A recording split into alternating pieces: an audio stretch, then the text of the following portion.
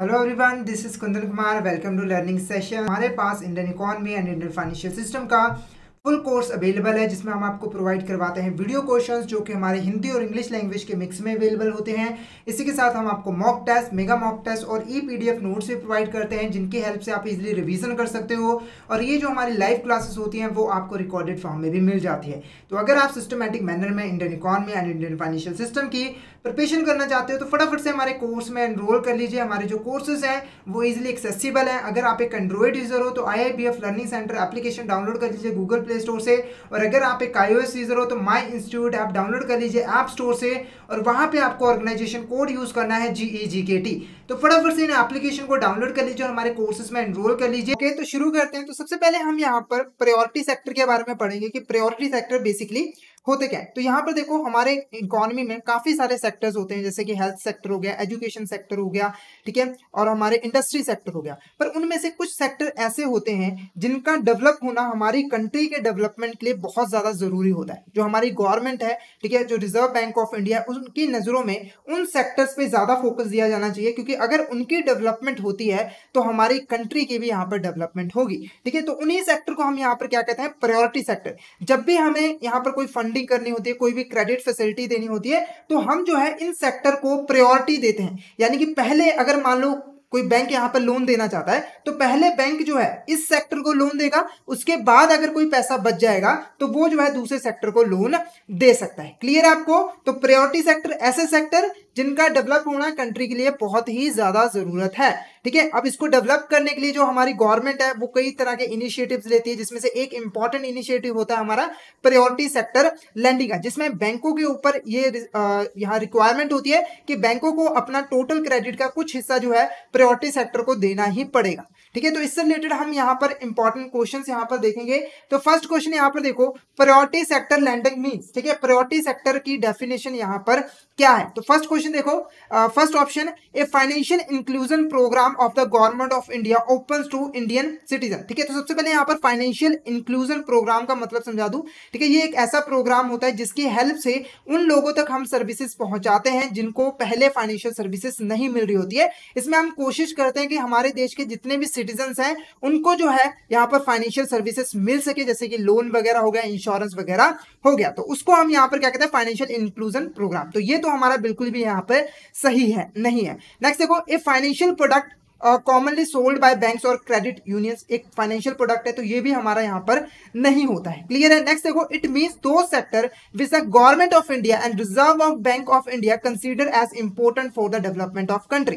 ठीक है, तो ऑब्वियसली बात है, ऑप्शन सी बिल्कुल सही, option C is the correct answer. ठीक है, ऐसे सेक्टर्स जिनको गवर्नमेंट ऑफ इंडिया और रिजर्व बैंक ऑफ इंडिया मानते हैं कि उनकी डेवलपमेंट करनी हमारे कंट्री के लिए जरूरी है, उन्हीं को हम यहाँ पर क्या कहते हैं, प्रायोरिटी सेक्टर। क्लियर है? नेक्स्ट देखो यहाँ पर, which organisation had assigned priority sector lending status to India startup sector. ठीक है, सिंपल भाषा में यहाँ पर कि कौन सी ऐसी ऑर्गेनाइजेशन है जो कि किसी भी सेक्टर को प्रायोरिटी सेक्टर का स्टेटस प्रोवाइड करती है। कौन ऑर्गेनाइजेशन बताती है कि ये पर्टिकुलर सेक्टर जो है वो प्रायोरिटी सेक्टर में आता है और ये पर्टिकुलर सेक्टर जो है प्रायोरिटी सेक्टर में नहीं आता है। तो फटाफट से इसका आंसर बताइए। पहला देखो क्या है यहाँ पर, सेबी, इसका पूरा नाम क्या है, securities exchange board of India. दूसरा क्या है, RBI, reserve Bank of India. तीसरा मिनिस्ट्री ऑफ फाइनेंस। चौथा हमारा नीति आयोग। फटाफट से इसका आंसर बता दीजिए, फटाफट से इसका आंसर बता दीजिए। बिल्कुल जी, option B Reserve Bank of India is a correct answer. Reserve Bank of India is a correct answer. अब सेबी के बारे में भी थोड़ा सा जान लेते हैं। तो सेबी देखो क्या है, हमारे एक रेगुलेटरी बॉडी है जो कि हमारे देश में जो कैपिटल मार्केट्स हैं उनको रेगुलेट करने का काम करता है। क्लियर है? जो हमारे स्टॉक एक्सचेंज होते हैं उनको रेगुलेट कौन करता है,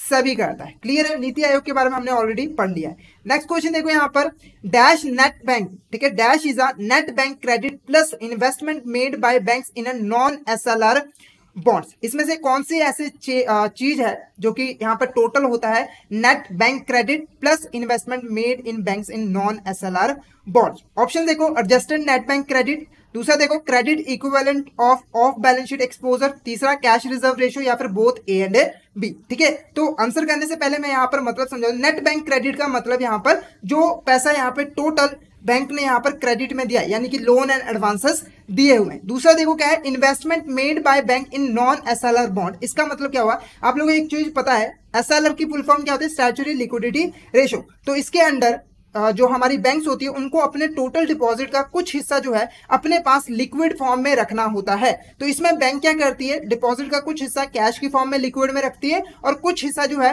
वो ऐसी सिक्योरिटीज में इन्वेस्ट कर देती है जिसको वो जल्दी से जल्दी जब उसको रिक्वायरमेंट हो कैश में कन्वर्ट कर सकती हैं। तो ऐसी सिक्योरिटीज, ठीक है, ऐसी सिक्योरिटीज जिसमें जो हमारी बैंक है वो इन्वेस्टमेंट करती है ताकि उसको वो लिक्विडिटी मेंटेन कर पा सके, वो हमारी क्या होती है, एसएलआर बॉन्ड्स होते हैं।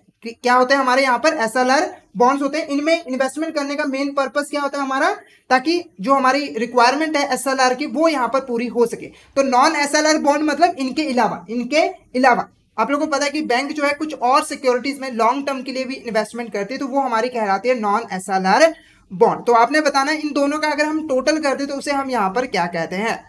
बिल्कुल सही आंसर यहाँ पर एडजस्टेड नेट बैंक क्रेडिट। क्या है हमारे यहाँ पर, adjusted net bank credit. Clear है। नेक्स्ट यहाँ पर देखो एक और इंपॉर्टेंट टर्म है यहाँ पर, credit equivalent of balance sheet exposure. क्योंकि देखो आगे जब हम प्रायोरिटी सेक्टर लेंडिंग की बात करेंगे तो उसमें इन दो चीजों का रोल आएगा, तो आपको ये दोनों टर्म्स यहाँ पर क्लियर होने चाहिए। ठीक है, तो ये तो रिलेटेड था हमारा जो बैंक यहाँ पर लोन वगैरह प्रोवाइड करती है। एक और चीज बैंक यहाँ पर प्रोवाइड करती है, वो क्या प्रोवाइड करती है, credit non fund based credit, जिसमें वो मेनली क्या करती है, गारंटी प्रोवाइड करती है, साथ के साथ लेटर ऑफ क्रेडिट भी प्रोवाइड करती है। ठीक है, तो ये जो हमारी टर्म्स होती हैं, ठीक है, नॉन फंड बेस्ड जो हमारे प्रोवाइड करता है बैंक, उसको हम क्या करते हैं, बैलेंस शीट में नहीं शो करते, बैलेंस शीट के लास्ट में एंड में जाके हम उसको जो है शो करते हैं। ठीक है, वो सारी चीजें हमारी क्या कहलाती हैं, credit equivalent of balance sheet exposure. Of balance sheet exposure क्योंकि हम इसको बैलेंस शीट में नहीं शो करते, बैलेंस शीट बनाने के बाद लास्ट में जो है उसको यहाँ पर शो करते हैं। और कौन कौन सी चीजें इसमें आती है, ऐसी फैसिलिटीज, ठीक है, ऐसे फंड्स जो कि यहाँ पर नॉन फंड है, जिसमें जो हमारी बैंक है उसने किसी भी तरह का हार्ड कैश प्रोवाइड नहीं किया था, एग्जांपल गारंटी और लेटर ऑफ क्रेडिट। क्लियर है। नेक्स्ट देखो, नेक्स्ट क्वेश्चन हमारे यहाँ पर, for which bank 40% of ANBC और CEBOI, ठीक है, whichever is higher should be go to the priority sector advance. Clear है। कौन सी ऐसी बैंक है जिसका जो टोटल होगा, ठीक है, चाहे वो NABC का हो या फिर CEOBE का, उनमें से उनका जो भी टोटल हायर होगा उसका 40% जो है प्रायोरिटी सेक्टर को जाना चाहिए। ऑप्शन देखो क्या है, डोमेस्टिक कमर्शियल बैंक्स, दूसरा क्या है foreign banks with 20 branches and above, या फिर foreign banks with less than 20 branches. Clear है। फटाफट से इसका आंसर बता दीजिए, इसका आंसर क्या होगा। कौन सी ऐसी बैंक है जिसको अपना जो टोटल क्रेडिट है, चाहे वो ANBC हो चाहे CEOB हो, उनमें से जो भी हायर होगा उसका 40% जो है प्रायोरिटी सेक्टर को देना पड़ता है, लैंडिंग करनी पड़ती है। फटाफट से इसका आंसर बता दीजिए। बिल्कुल सही, option D, all of the above is a correct answer. क्या है, all of the above is a correct answer. अब इसमें दो तीन चीजें मैं आपको बता दूं। सबसे पहले देखो डोमेस्टिक कमर्शियल बैंक, ठीक है, डोमेस्टिक कमर्शियल बैंक का पता है आपको, जो इंडिया में काम कर रही है, ठीक है, जो इंडिया में ही रजिस्टर्ड है ना, तो वो हमारी क्या होगी, डोमेस्टिक कमर्शियल बैंक। पर इसमें जो दो बैंक, ठीक है, एक हमारा क्या है रीजनल रूरल बैंक, ठीक है, और एक हमारे यहाँ पे स्मॉल फाइनेंस बैंक, ठीक है, एक स्मॉल फाइनेंस बैंक। ये दो बैंकों को छोड़ देना है, मतलब कि इन दो बैंकों के अलावा जितने भी हमारे डोमेस्टिक कमर्शियल बैंक्स है वो उनको जो है 40% का यहाँ पर प्रायोरिटी सेक्टर को देना पड़ता है। इनके लिए गाइडेंस और है, वो आगे हम यहाँ पर देखेंगे। तो ये आपने चीज ध्यान में रखनी है, सारी की सारी डोमेस्टिक कमर्शियल बैंक्स ने, इन दोनों को छोड़ के बाकी कमर्शियल बैंक। नेक्स्ट देखो क्या है, फॉरेन बैंक्स विद 20 ब्रांचेस। तो इसका सिंपल है, यहाँ पर एक चीज आपने देखी होगी कि इन दोनों में फर्क क्या हुआ। अगर दोनों को ही 40% यहाँ पर देना है तो दोनों में फर्क क्यों यहाँ पर हुआ, एक ही साथ हम लिख देते फॉरेन बैंक्स, है ना, ब्रांचेस का क्यों किस्सा हुआ यहाँ पर। तो यहाँ पर देखो जो हमारा foreign banks with less than 20 branches है, इसके लिए गाइडलाइंस तो है 40% की, कि 40% आप यहाँ पर प्रायोरिटी सेक्टर लैंडिंग को दोगे, पर इसके लिए एक यहाँ पर कंडीशन भी होती है कि ये 40% में से ये 32%, क्या 32% जो है यहाँ पर एक्सपोर्ट एक्टिविटीज के लिए देगा। किसके लिए देगा, एक्सपोर्ट एक्टिविटीज के लिए यहाँ पर देगा। इस और जो पहला वाला है हमारा फॉरेन बैंक्स विद 20 ब्रांचेस, उस पर ये कंडीशन अप्लाई नहीं होता। तो ये एक फायदा पहुंच जाता है इसको, ठीक है, ये जो हमारी फॉरेन बैंक्स है इसको एक फायदा मिल जाता है कि टोटल जो उसने प्रायोरिटी सेक्टर में देना है ज्यादातर वो एक्सपोर्ट में ही दे रही है, क्योंकि ज्यादातर इनकम उसे एक्सपोर्ट्स वगैरह से ही, ट्रांजैक्शन से ही होती है। क्लियर है आपको, क्लियर है। फटाफट से एक बार चैट बॉक्स में मैसेज भी कर दीजिए कि आपको ये वाला पॉइंट क्लियर। नेक्स्ट क्वेश्चन देखो यहाँ पर, Which of these statement is correct regarding the priority sector guidelines for domestic banks? इसमें से कौन सी हमारी जो स्टेटमेंट है वो करेक्ट है रिगार्डिंग द डोमेस्टिक बैंक्स की जो प्रायोरिटी सेक्टर लैंडिंग गाइडलाइंस है। फर्स्ट देखो क्या है, 18% ऑफ द ANBC, ठीक है, और CEBOI whichever is higher should be go to agriculture sector. मतलब कि जो टोटल यहाँ पर 40% हमने बात की थी, ठीक है, हमने यहाँ पर क्या की थी, 40% जो डोमेस्टिक बैंक है यहाँ पर लैंडिंग करेंगे, एक्सेप्ट रीजनल रूरल बैंक और स्मॉल फाइनेंस बैंक, ठीक है। उसमें से 40% में से, ठीक है, 40% में से जो 18% है वो जो है, जो हमारी डोमेस्टिक बैंक है वो किसको देना पड़ेगा, एग्रीकल्चर सेक्टर को। किसे देना पड़ेगा, एग्रीकल्चर सेक्टर को। तो ये हमारी स्टेटमेंट बिल्कुल सही है। नेक्स्ट देखो क्या है, 7.5%, ठीक है, 7.5% किसे देना पड़ेगा, माइक्रो इंटरप्राइजेस को। ये भी यहां पर ठीक है। नेक्स्ट देखो क्या है, 12% किसको देना पड़ेगा, वीकर सेक्शन को। वीकर सेक्शंस में हमारे मेनली जो है लो कास्ट के जो लोग आते हैं, मार्जिनल फार्मर्स आते हैं, वो यहां पर आते हैं। तो 12% जो है यहां पर वीकर सेक्शन को देना पड़ेगा। तो ये भी स्टेटमेंट हमारी क्या है, यहाँ पे ट्रू है। इसलिए all of the above is a correct answer. क्या है, all of the above is a correct answer. तो यहां पर इस क्वेश्चन का बेसिकली पर्पस क्या था, हमें देखो एक आइडिया होगा कि डोमेस्टिक बैंक टोटल 40%, ठीक है, टोटल 40% देगा। उसमें से भी यहां पर जो है आगे और कंडीशन लगाई हुई है कि 40% में से कम 18% एग्रीकल्चर को, 7.5% जो है हमारा माइक्रो इंटरप्राइजेस, ऐसे यहां पर देना पड़ेगा। नेक्स्ट क्वेश्चन देखो हमारा, Which of the following borrower is not included under the weaker section under priority sector। तो हमने बात की थी कि वीकर सेक्शन जो है हमारा प्रायोरिटी सेक्टर के अंडर जो है आता है। तो आपने बताना है कि इसमें से कौन सा ऐसा ग्रुप है बोरोवर का जो कि हमारे प्रायोरिटी सेक्टर में वीकर सेक्शन के अंडर नहीं आता। पहला देखो क्या है, स्मॉल मार्जिनल, ठीक है, स्मॉल एंड मार्जिनल फार्मर्स। दूसरा क्या है, schedule caste and schedule tribe, ठीक है। तीसरा देखो क्या है, एक्सपोर्टर। चौथा क्या है यहाँ पर, सेल्फ हेल्प ग्रुप। तो फटाफट से इसका आंसर बता दीजिए, कौन सा ऐसा ग्रुप, बोरोवर का ग्रुप है जो कि हमारा वीकर सेक्शन में नहीं आता है। फटाफट से यहां पर बता दीजिए। Option C, exporter is a correct answer. क्या है हमारा, exporter is a correct answer. बाकी सारे स्मॉल मार्जिनल फार्मर्स, ठीक है, चाहे यहाँ पर हमारे लोग शेड्यूल कास्ट के वो भी आते हैं, और साथ के साथ सेल्फ हेल्प ग्रुप। ये सेल्फ हेल्प ग्रुप एक नया वर्ड है। इसमें बेसिकली देखो क्या होता है कि कुछ लोग जो है, कोई गांव के, कोई एक लोकेलिटी के, वो आपस में मिलकर जो है एक क्रेडिट इंस्टीट्यूशन खोल लेते हैं और वो उसमें जो है पैसे जमा कराते रहते हैं, और वो जो क्रेडिट इंस्टीट्यूशन है वो जो है उन्हीं मेंबर्स के लिए जो है काम करती है। तो ये भी हमारी किसमें आती है, प्रायोरिटी सेक्टर में ही आती है। और बैंकों को अपना जो टोटल लोन है उसका कुछ हिस्सा सेल्फ हेल्प ग्रुप को ही देना पड़ता है। क्लियर है। नेक्स्ट देखो यहाँ पर, next question, for which bank, ठीक है, किस बैंक के लिए 75%, मतलब जो टोटल एडवांस वगैरह देती है बैंक, ANBC और CEOB, ठीक है, उसका 75% जो है प्रायोरिटी सेक्टर को जाता है। ठीक है, इनमें से कौन सी ऐसी बैंक है जिसका टोटल का 100 में से 75% किसको जाता है, हमारा यहाँ पर प्रायोरिटी सेक्टर को जाता है। फर्स्ट देखो यहाँ पर रीजनल रूरल बैंक, दूसरा स्मॉल फाइनेंस बैंक, तीसरा न्यूओ बैंक, या फिर बोथ A एंड B। फटाफट से यहाँ पर आंसर बता दीजिए, इसका आंसर क्या होगा। फटाफट से इसका आंसर बता दीजिए, इसका आंसर क्या होगा, फटाफट से बता दीजिए। बिल्कुल सही, both A and B is the correct answer. तो मैंने आपको स्टार्टिंग में ही बताया था कि डोमेस्टिक बैंक में इन दो बैंकों को हम यहाँ पर छोड़ देते हैं, क्योंकि इनके लिए जो गाइडलाइंस है वो 75% है, क्योंकि इनको बनाया गया है मेनली यहाँ पर जो है जो हमारे सेक्टर्स है डिफरेंट, जैसे एग्रीकल्चर हो गया, रूरल सेक्टर हो गया, है ना, उनके डेवलपमेंट के लिए ही इनको बनाया। इनका पर्पज ही है कि उनकी डेवलपमेंट करनी, तो ये ज्यादातर जो क्रेडिट है उन्हीं लोगों को यहाँ पर प्रोवाइड करते हैं। तो इनका 75% जो है प्रायोरिटी सेक्टर को जाता है। नेक्स्ट देखो यहाँ पर, in terms of government of India, ठीक है, gadget notification SO 2119 dated 26 June 2020, the definition of micro small and medium enterprise is not correct. ठीक है, तो यहाँ पर पहले क्वेश्चन को मैं यहाँ पर समझा देता हूँ। तो पहले देखो यहाँ पर क्या है कि 26 जून 2020 को एक ऑफिशियल गैजेट में नोटिफिकेशन यहाँ पर गवर्नमेंट ने डाला था, जिसमें उन्होंने माइक्रो स्मॉल और मीडियम इंटरप्राइजेस की एक नई डेफिनेशन दी थी कि किनको हमें माइक्रो और स्मॉल मीडियम इंटरप्राइज जो है मानना है। तो आपने बताना है कि कौन सी ऐसी डेफिनेशन जो है इसमें से इनकरेक्ट है, जो कि करेक्ट नहीं है अकॉर्डिंग टू द गैजेट। ठीक है, और अकॉर्डिंग टू दिस नोटिफिकेशन। ठीक है, तो इससे दो चीजें आपको पता लग रही हैं कि इससे पहले जो है, इससे पहले जो हमारा माइक्रो स्मॉल और मीडियम इंटरप्राइजेस को डिफाइन करने का जो प्रोसीजर था वो अलग था। उसमें क्या होता था, हमारा मैन्युफैक्चरिंग सेक्टर को अलग हम डिफाइन करते थे और जो सर्विस सेक्टर था उसको हम अलग डिफाइन करते थे।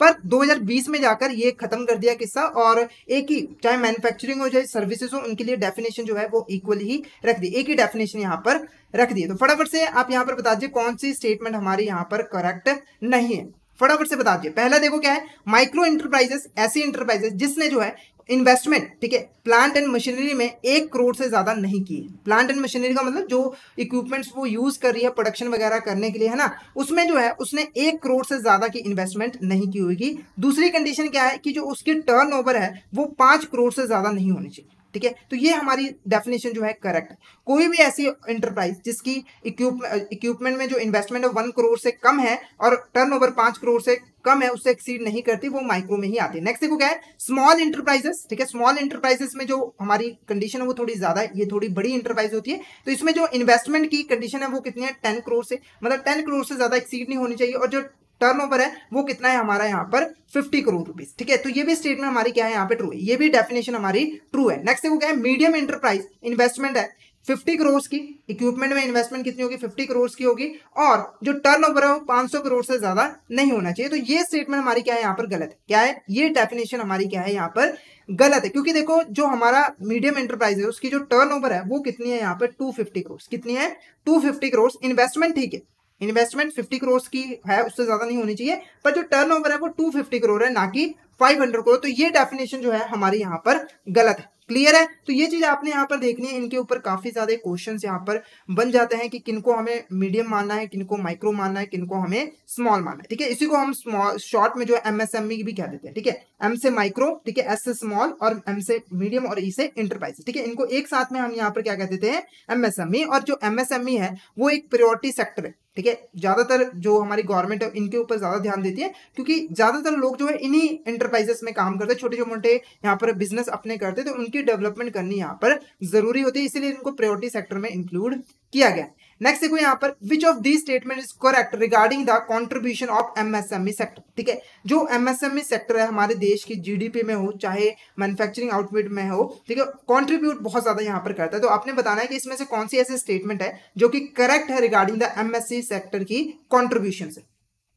फटाफट से यहां पर बता दिए। पहली स्टेटमेंट देखो क्या है, 45% ऑफ द मैन्युफैक्चरिंग आउटपुट, जो टोटल हमारे देश में मैन्युफैक्चरिंग होती है, जो गुड्स बनती हैं, उनमें से 45% जो है एमएसएमई सेक्टर यहां पर देता है। तो ये हमारी क्या है यहाँ पर करेक्ट है, ये स्टेटमेंट हमारी क्या है यहाँ पर करेक्ट है। नेक्स्ट देखो क्या है, 40% ऑफ एक्सपोर्ट, जो टोटल एक्सपोर्ट होता है, जो टोटल एक्सपोर्ट होता है उसमें 40% जो कंट्रीब्यूट करता है वो कौन करता है, हमारा एमएसएमई सेक्टर। तो ये भी हमारी स्टेटमेंट क्या है यहाँ पर ट्रू है। नेक्स्ट देखो क्या है, 30% ऑफ द जीडीपी, जो हमारी जीडीपी में उसमें टोटल 30% तक ये कंट्रीब्यूट करता है। तो ये भी हमारी स्टेटमेंट क्या है यहाँ पर ट्रू है, इसलिए all of the above is the correct answer. ठीक है, all of the above is the correct answer. ठीक है, ये इतने सारे की सारी जो कंट्रीब्यूशन से रिलेटेड स्टेटमेंट है वो हमारी यहाँ पर क्या है, करेक्ट है।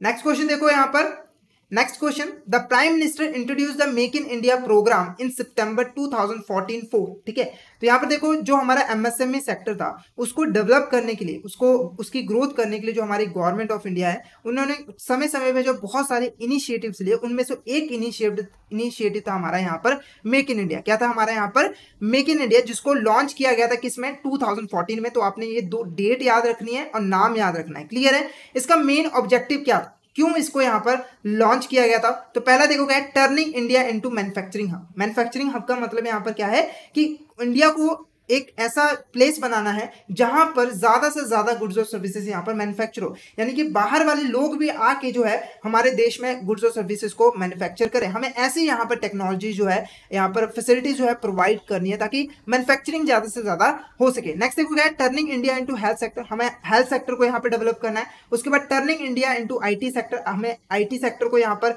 डेवलप करना है ताकि ज्यादातर जो लोग हैं वो हमारे आईटी सेक्टर में इन्वेस्टमेंट करें। दूसरा देखो क्या है, टर्निंग इंडिया इनटू एजुकेशन है, मतलब एजुकेशन हब में यहां पर कन्वर्ट करना है। तो फटाफट से इसका आंसर बता दीजिए, इसका आंसर क्या होगा, फटाफट से इसका आंसर बता दीजिए, इसका आंसर क्या होगा।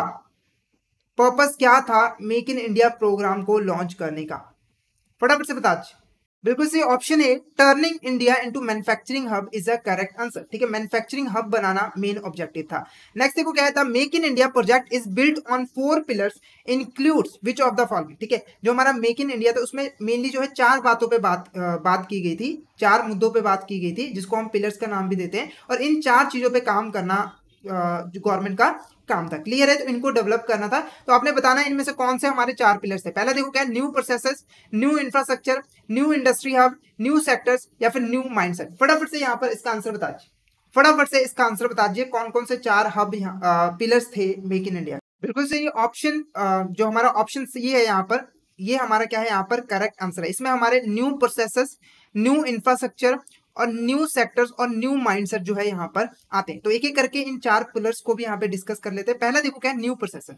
न्यू प्रोसेसर्स में देखो जो हमारी गवर्नमेंट थे उसको न्यू प्रोसेस यहाँ पे लॉन्च करना था। जो हमारे एंटरप्रेन्योर थे जो यहाँ पर बिजनेस करना चाहते थे, ठीक है, वो यहाँ पर अच्छे से काम कर सके, उसके लिए न्यू प्रोसेस यहाँ पर लॉन्च करना था, जिसमें जो हमारी गवर्नमेंट है उसने कई सारी जो है यहाँ पर जो हमारे एंटरप्रेन्योर उनको फैसिलिटीज प्रोवाइड की, जैसे कि जो हमारा ईज ऑफ डूइंग बिजनेस था, बिजनेस को करना यहाँ पर आसान बनाया, ठीक है, जैसे कि जो हमारा लाइसेंस लेना पड़ता था हर काम में उसको डीरेगुलेट कर दिया। अब ज़्यादातर कामों में जो है लाइसेंस लेने की ज़रूरत नहीं थी, और भी जो रूल्स एंड रेगुलेशंस ज़्यादातर बिजनेसेस पर लगाए हुए थे गवर्नमेंट ने, उनको भी रिमूव कर दिया, जिससे कि जो हमारे एंटरप्रेन्योर है वो अच्छे तरीके से यहाँ पर काम कर पाए और हमारा जो इंडस्ट्री सेक्टर है वो यहाँ पर डेवलप हो सके। उसके बाद देखो नेक्स्ट क्या है, न्यू इंफ्रास्ट्रक्चर, ठीक है। इसमें जो हमारी गवर्नमेंट है, ठीक है, उसने इंफ्रास्ट्रक्चर पे पैसा खर्च करने की बात की कि हमें जो है यहाँ पर इंफ्रास्ट्रक्चर को डेवलप करना है, ताकि जो हमारा इंडस्ट्री सेक्टर है या फिर कोई और भी सेक्टर है उनको यहाँ पर बेहतर इंफ्रास्ट्रक्चर की फैसिलिटीज मिल सके। उसके बाद नेक्स्ट को क्या है, न्यू सेक्टर्स। इसमें गवर्नमेंट ने जो है 27 न्यू सेक्टर्स को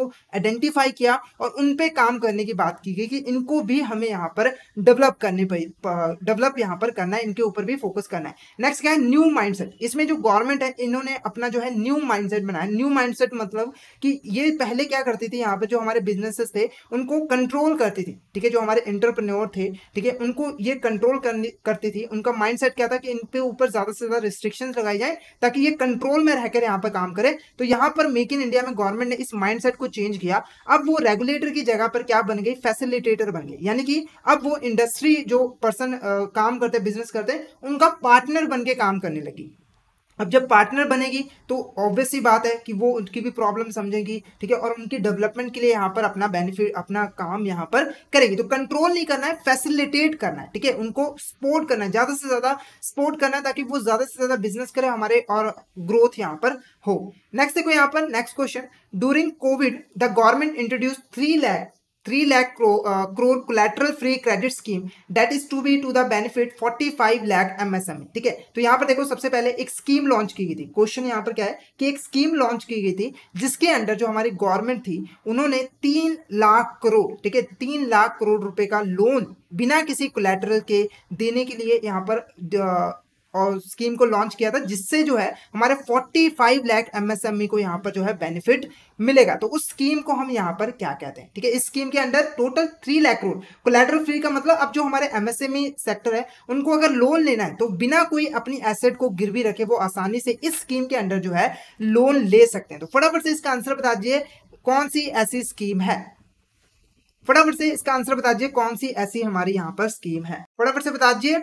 पहले देखो हमारे यहाँ पर क्या है, इंटरेस्ट सब्सिडी एलिजिबिलिटी सर्टिफिकेट। दूसरा क्या है, scheme of fund for regeneration of traditional industries, या फिर नेशनल मैन्युफैक्चरिंग कॉम्पिटिटिवनेस प्रोग्राम, या फिर emergency credit line guarantee scheme. फटाफट से यहाँ पर बता दीजिए कौन सी ऐसी हमारी यहाँ पर स्कीम थी, फटाफट से बता दीजिए।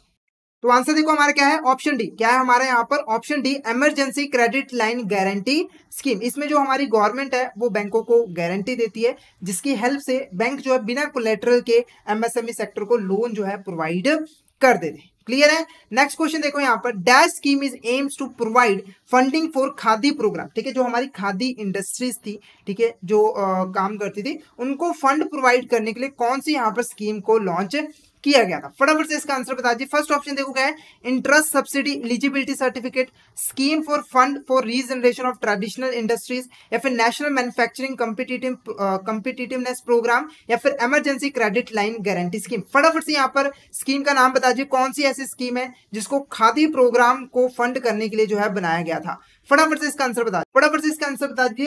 तो आंसर देखो हमारा क्या है, इंटरेस्ट सब्सिडी एलिजिबिलिटी सर्टिफिकेट। क्या है हमारा, इंटरेस्ट सब्सिडी एलिजिबिलिटी सर्टिफिकेट। इस स्कीम को लॉन्च किया गया था ताकि जो हमारी खादी इंडस्ट्रीज है उनको यहाँ पर जो है फंड प्रोवाइड किए जा सके। तो option A, interest subsidy eligibility certificate is a correct answer. Next question देखो, which of this statement is correct regarding the schemes loans to promote MSME sector. तो मैंने आपको स्टार्टिंग में ही बताया था कि एमएसएमई सेक्टर को डेवलप करने के लिए गवर्नमेंट ने कई सारे यहाँ पर इनिशिएटिव्स लिए, जिसमें से कुछ स्कीम्स यहाँ पर हमने लिखी हैं। तो आपने बताना है कि कौन सी स्कीम सही है, मतलब कौन सी स्टेटमेंट यहाँ पर करेक्ट है। पहला देखो क्या है, उद्यमी मित्रा पोर्टल, ये स्कीम थी, इसको लॉन्च किया गया था, ठीक है, इसको लॉन्च किया गया था सिडबी के द्वारा, ताकि जो हमारी एमएसएमई सेक्टर उसको हर तरह की क्रेडिट फैसिलिटी यहाँ पर प्रोवाइड हो सके, ठीक है, और फाइनेंशियल सर्विसेज जो है प्रोवाइड हो सके। तो ये स्टेटमेंट हमारी यहाँ पर क्या है, करेक्ट है। क्या है यहाँ पर स्टेटमेंट करेक्ट है। जो उद्यमी मित्रा पोर्टल है, इसके ऊपर जाके जो हमारे एमएससी सेक्टर्स हैं वो आसानी से किसी भी तरह की जो है यहाँ पर फैसिलिटी जो है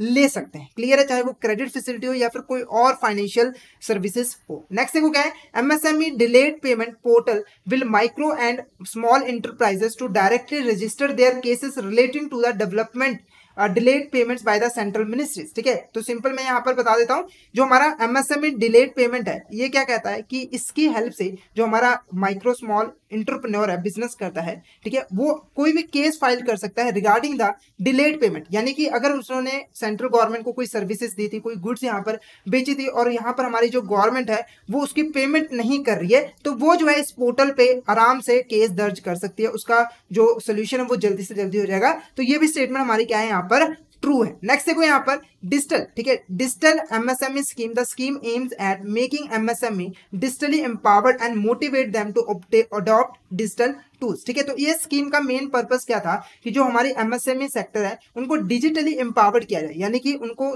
जो टेक्नोलॉजी चाहिए आज के टाइम में यूज करने के लिए वो यहाँ पर प्रोवाइड किए जाए, और साथ के साथ उनको मोटिवेट किया जाए, जो नहीं लेना चाहते नई टेक्नोलॉजी उनको मोटिवेट किया जाए, ताकि वो भी अपने बिजनेस ऑपरेशन में नई टेक्नोलॉजी का यहाँ पर यूज कर सके। ठीक है, तो ये सारे के सारे हमारे जो स्टेटमेंट है ये करेक्ट है। क्या है हमारी यहाँ पर स्टेटमेंट करेक्ट है, all of the above is a correct answer. ठीक है, जितनी भी स्कीम थी इनका मेन पर्पस यही था। क्लियर है, तो मेन पर्पस मेरा क्या था, आपको ये क्वेश्चन करवाने का कि आपको जितनी भी एमएसएमई सेक्टर था उसको इनिशिएटिव करने के लिए, उनको डेवलप करने के लिए जो जो स्कीम्स आई थी वो आपको यहाँ पर मैंने बता दी। अब इन पे जो है सिंगल सिंगल क्वेश्चन भी बन सकता है, तो वो आपने यहाँ पर ध्यान रखनी है। ओके, तो नेक्स्ट चैप्टर हमारा यहाँ पर देखो क्या है, इंफ्रास्ट्रक्चर इंक्लूडिंग सोशल इंफ्रास्ट्रक्चर। ठीक है, तो हम इसके बारे में पढ़ेंगे।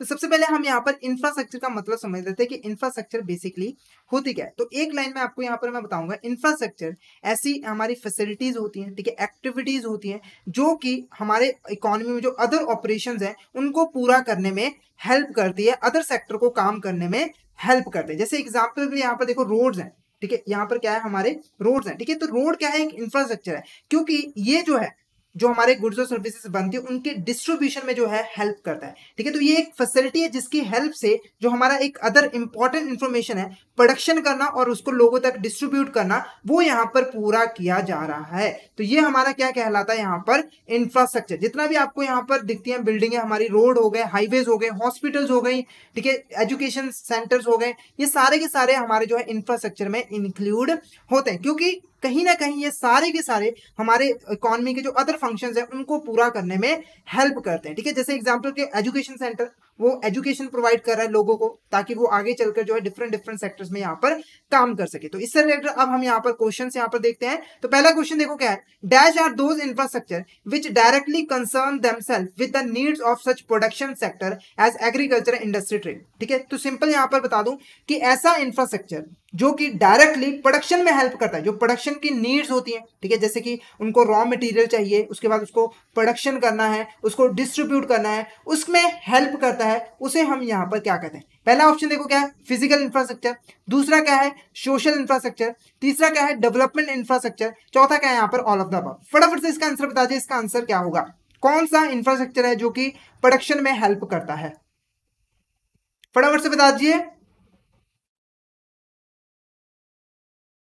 तो आंसर देखो हमारा क्या है, फिजिकल इंफ्रास्ट्रक्चर। क्या है हमारे यहाँ पर, फिजिकल इंफ्रास्ट्रक्चर। ठीक है, फिजिकल इंफ्रास्ट्रक्चर। क्लियर है। नेक्स्ट देखो, अब सोशल इंफ्रास्ट्रक्चर के बारे में भी पढ़ लेते हैं। सोशल इंफ्रास्ट्रक्चर बेसिकली क्या होता क्या है। तो देखो जो सोशल इंफ्रास्ट्रक्चर है उसमें ऐसी सर्विसेज होती हैं, ठीक है, सोशल इंफ्रास्ट्रक्चर का मेन काम क्या होता है, सर्विसेज प्रोवाइड करना, जिससे जो है हमारी सोसाइटी का डेवलपमेंट किया जाए, सोसाइटी की ग्रोथ की जाए, सोसाइटी में जो लोग हैं उनकी यहाँ पर स्किल्स में इंप्रूवमेंट की जाए ताकि उनका स्टैंडर्ड ऑफ लिविंग जो है यहाँ पर इंक्रीज हो। तो इसका मेन काम क्या होता है, सोसाइटी का बेनिफिट करना, और इसका मेन काम क्या होता है, इकोनॉमी की यहाँ पर ग्रोथ करना।